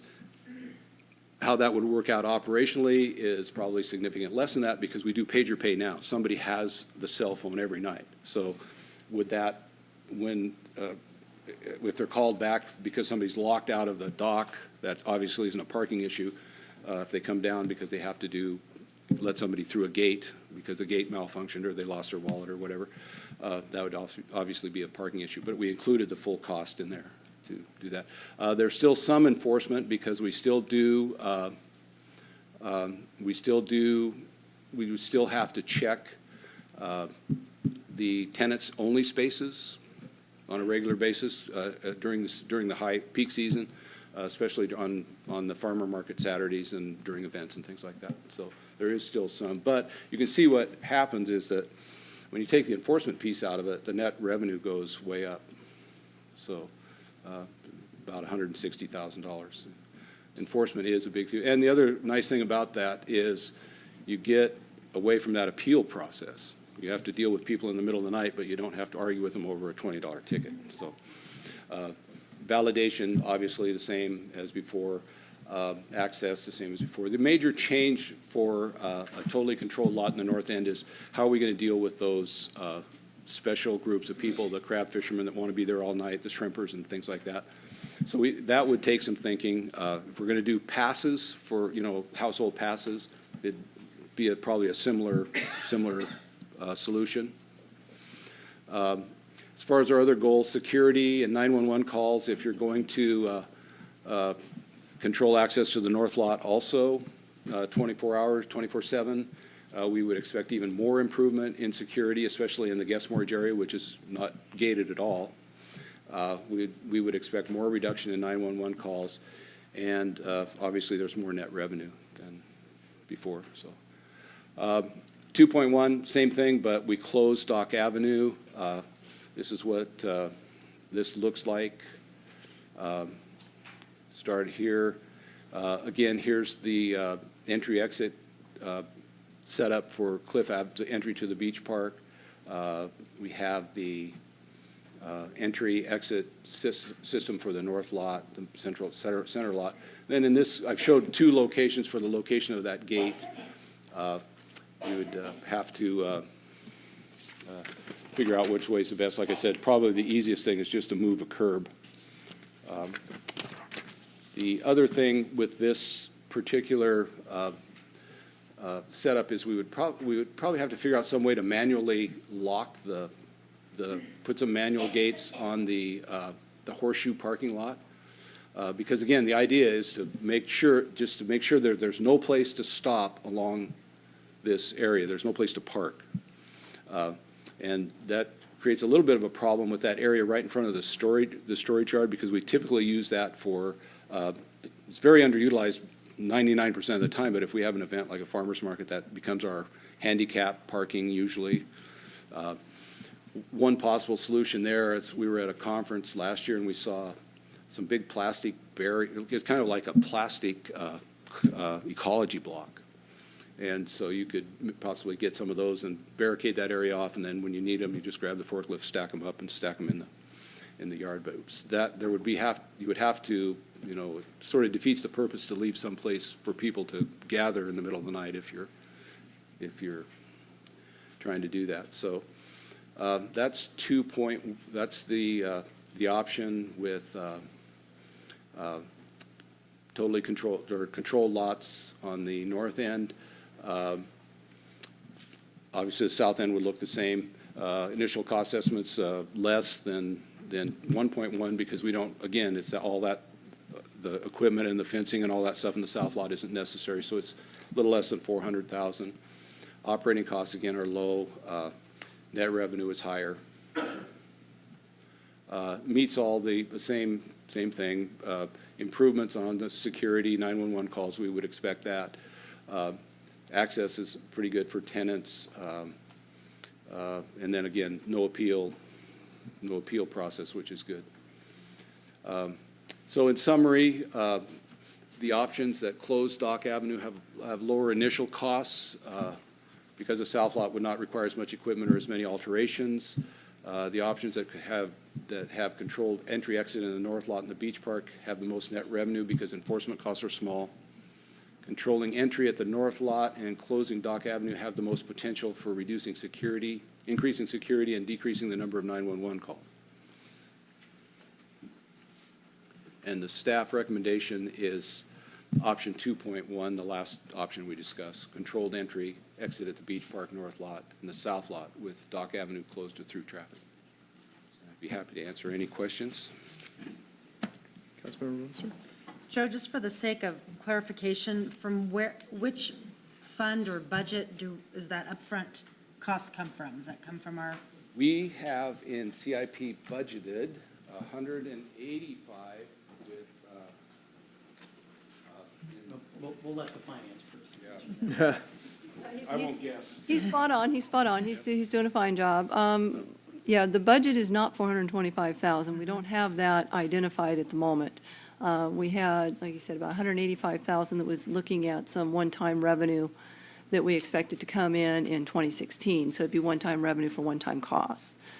And then basically, I think in a situation like this, similar to what we did with the Redondo zone, we would probably set up a special revenue fund for it, so that the revenues would go into that zone, pay for the immediate recovery of those costs. We may have to do an interfund loan to get it Right, because, going. and that's it. We've got 185,000 budgeted for this.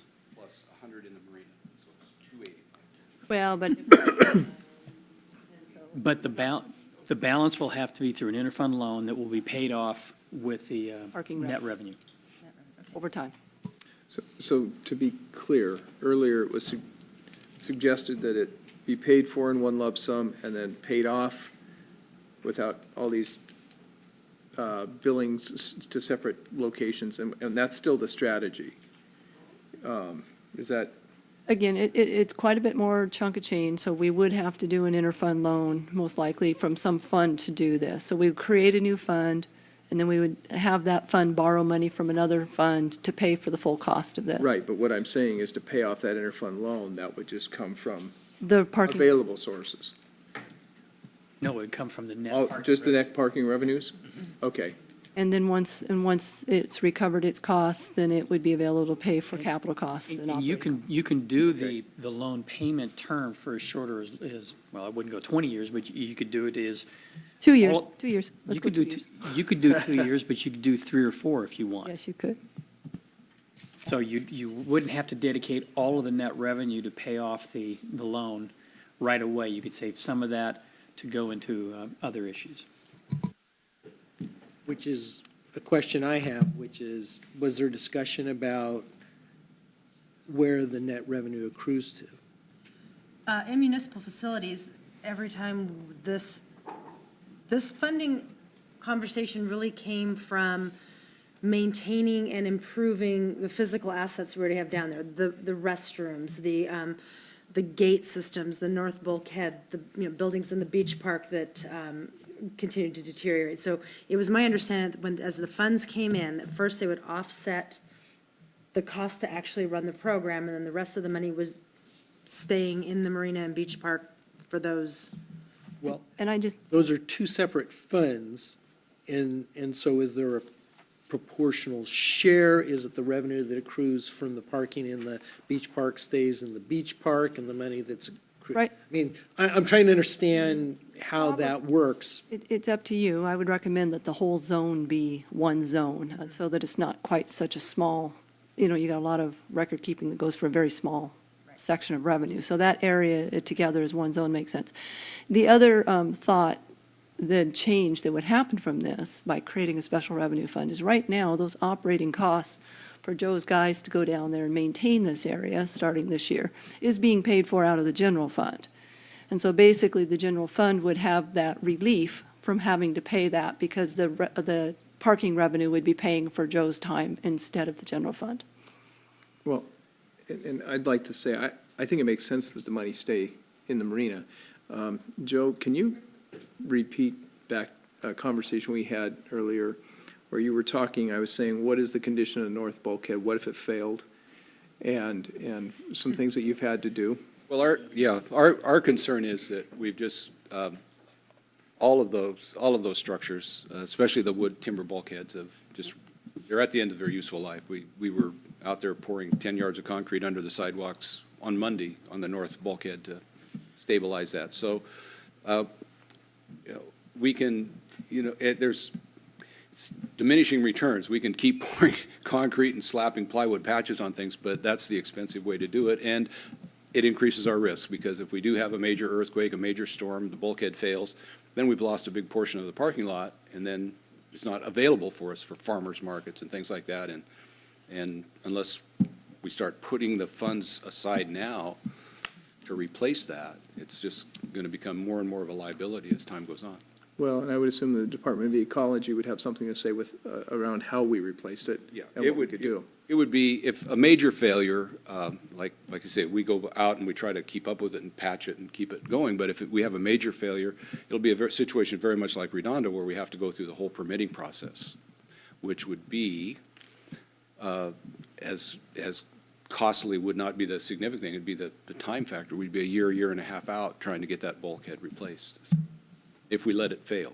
So that becomes a real consideration. Another efficiency that's out there that we haven't talked about is we have some money. I think we're going to end up with about $50,000 for our new gate system that we have budgeted in our capital, Marina capital this year. Logically, you would combine that with, you would want the same company to do that, because you want the badges to work at the gate and at here. So there's some efficiencies there. And the other thing is, we've already got a fiber optic backbone there for our camera system. So if we can somehow figure out a way to utilize that to get all of our, get all the equipment connected, that would be a significant savings also. So the first thing we would try to do is combine all those projects into one and come up with one budget, which that's a different discussion, another day, another discussion. Councilmember Back and then Mayor Pro Tem Pennington.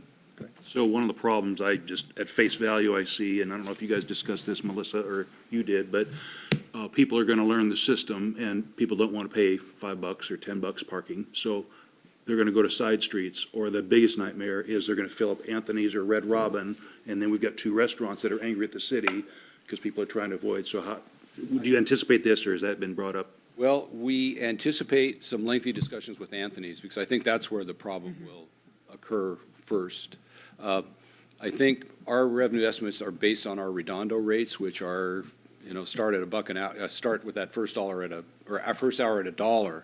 So if we start somewhere in that range, I think that would tend to minimize that problem. But yes, we need to have that discussion. We need to have that discussion with our transportation engineer. Actually, we have had that discussion. We need to have a plan in place, much like Redondo, which is, we're really struggling with that now, trying to come up with some kind of a parking plan, because anything we do in that downtown, or that area in Redondo around the parking lot, and the reason why we haven't done anything for so many years is because we realize that that's just going to push that progress into the neighborhood. So it has to be a comprehensive solution, and that's actually one of the things we learned from the Mukilteo example too, is they came up with a parking plan for not just the park, but several layers behind the park, and they implemented a plan for that whole area. So yes, that's an important point to consider. Down at Redondo, prior to the parking system going in, did you have problems in that parking lot with? We did. When we took it, the gates were not, I'm trying to remember, this a long time ago now, but I think, and my memory is gone, he's in Canada, so. Yeah. That was a problem. It was new to all of us, even the PD. We just took that area over, and that was one of the things I think the neighbors were talking about at that time, was that just all the problems we had in that lot. So the first thing we did was we started locking it up at 10 o'clock and trying to get that done on a consistent basis, and that seemed to solve most of the problems. But in Redondo, it's sort of like down in the marina, even though we lock up a portion of it, like we lock up the beach park at night, but we leave the north lot open. That's the same problem we had in Redondo. We started locking up the beach park, and then they just hang around in the plaza and everywhere else, up and down the right-of-ways. So, And that was kind of, goes to my point, is that, part of it is to reduce the 911 calls and the illicit activities or inappropriate activities and things going on down there. But, the lesson out of Redondo is that moved into the neighborhood. The lesson here is going to move into the neighborhood. And at the risk, I'm glad Kaplan gave me this cake ahead of time, because he's going to take it now. But, what the irony here is that as I read this, the folks has been generating the much-needed revenues for short-term and developing long-term revenue streams that can be used to fund the replacement of essential infrastructures in the facilities like bulkheads, restrooms, paving, and other amenities. And then there's 71,500, looks like it wants to go to the general fund maybe. And then the primary focus here is to increase security on the marina floor and the beach park. And I get it, you're using revenues you're making to do that. The irony is that we just had this conversation about red light cameras and dedicating money to police officers, yet you've done really great due diligence on this, and I'm not taking anything away from you, Joe. But I just find some irony in that. So. And I will comment that, and correct me if I'm wrong, Danielle, but parking fee revenue from a program like this would be considered a general fund revenue.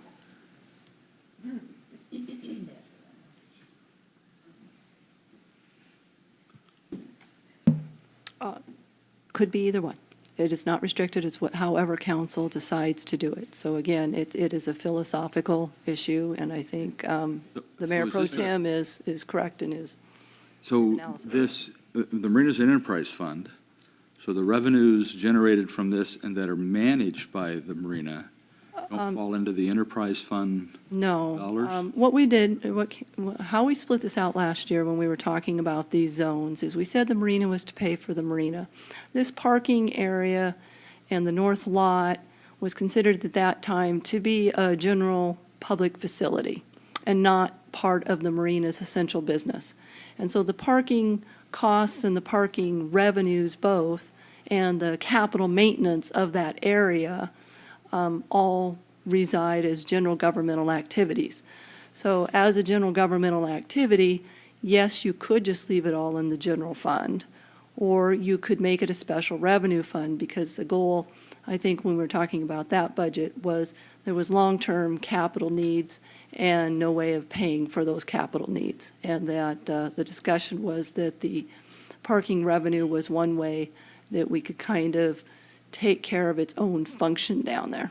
And recall that when we had the launcher, all of the trucks and trailers would park in the north lot, and you could then easily argue that the north lot was an essential part of the marina.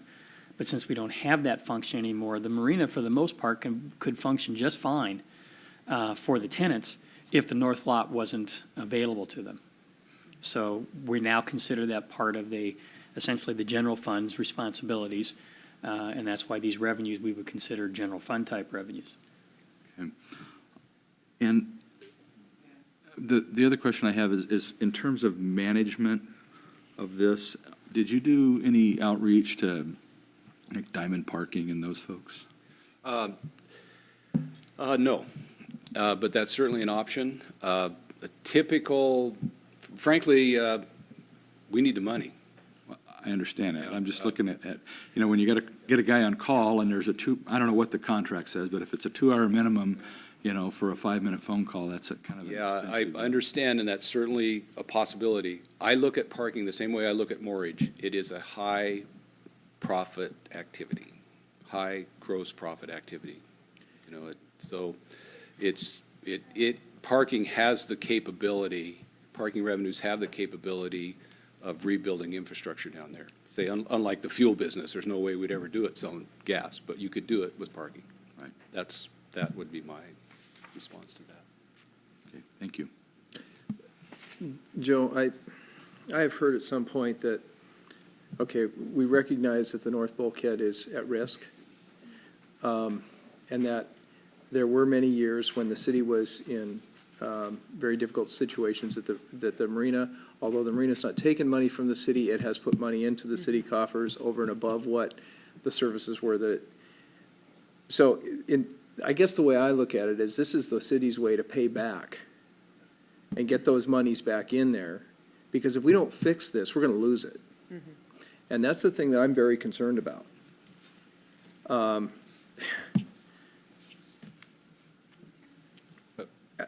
Go ahead. Well, and I was going to say, we started, a year ago, having the Marina Tenants Association and the Yacht Club come forward and say, Council, you guys need to come up with a way to help get the marina back to being the marina. And, there's so much infrastructure changes and upgrades and just repairs that need to be made down there before we just start shutting down bathrooms and losing bulkheads. And so this was really a way to help fix those infrastructure deficiencies before they become, I mean, it was really eye-opening that we could just gate up and close the north parking lot and the fishing pier, and, and I think that that's what makes our city so special. So, this is one way to kind of help move. In my opinion, that north bulkhead is a life safety situation. If we ever want to start pursuing FEMA grants and having that be an access in a catastrophic event and keeping that viable is really important as part of our disaster response plans, so. Well, it absolutely is. It's one of our landing zones, and we've seen that over the years with the helicopters and all that, and from FEMA all the way down, so. So therefore, I would move that the council adopt option 2.1 as the preferred alternative for a pay parking system in the Marina and Beach Park, and direct the city manager and staff to implement a plan as soon as practical, which would include a Des Moines resident pass system. Second. Motion was made by Councilmember Musser, seconded by Councilmember Kaplan. Discussion. And I guess one condition on that motion I bring forward is, I know right now we've given you kind of the plan that we want, that once we start, putting pen to paper and we have actual, here's who's going to install them, here's what's going to happen, here's the plan, that either we keep doing updates to council or through committees, so that all of a sudden people don't just say, hey, there's gates going up, and we all go there, oh, they are? So that would be my request. I think the city managers, I've talked about this pretty extensively. What we'll do now now that we have council's direction, is we will focus this to one option. We'll go work through all those details like we talked about, like how we're going to do passes and things like that. We'll talk about how we're going to roll this out, how we're going to get the word out, how we're going to educate the public, because you're right. They come down there and there's a gate there. We're going to have quite a extent. If you even saw what was going on down there this afternoon, the place was full.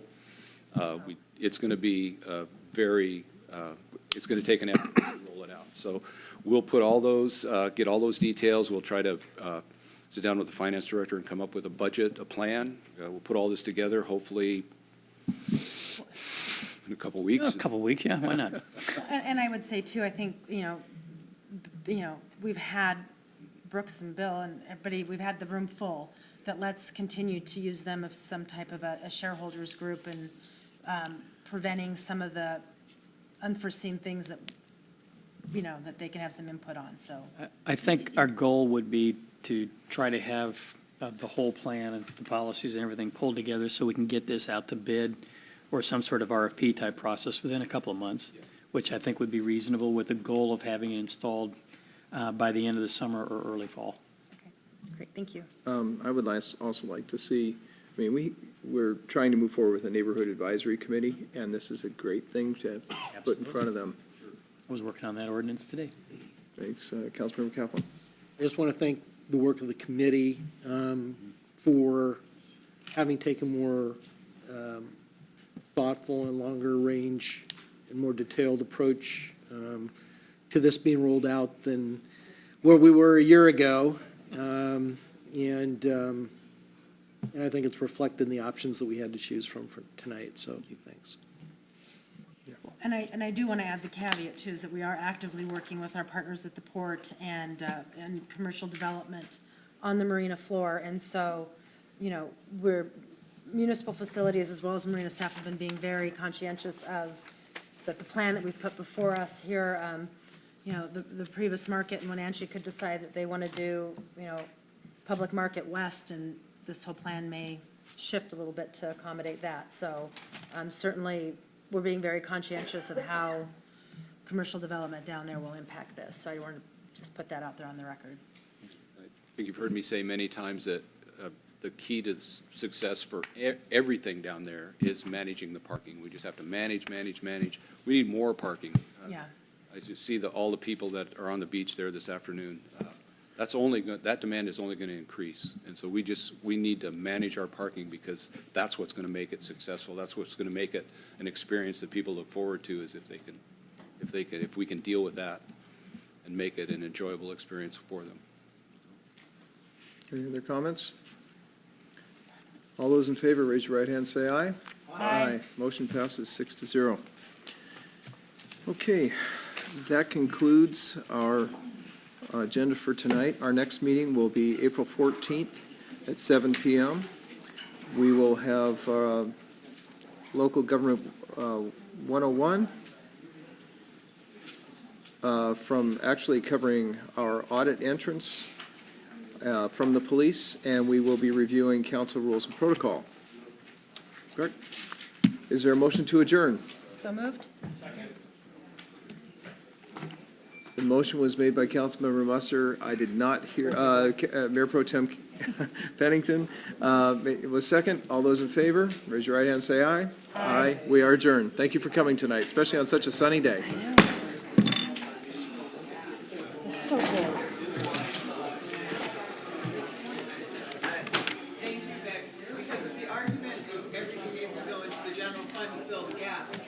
Thank you. As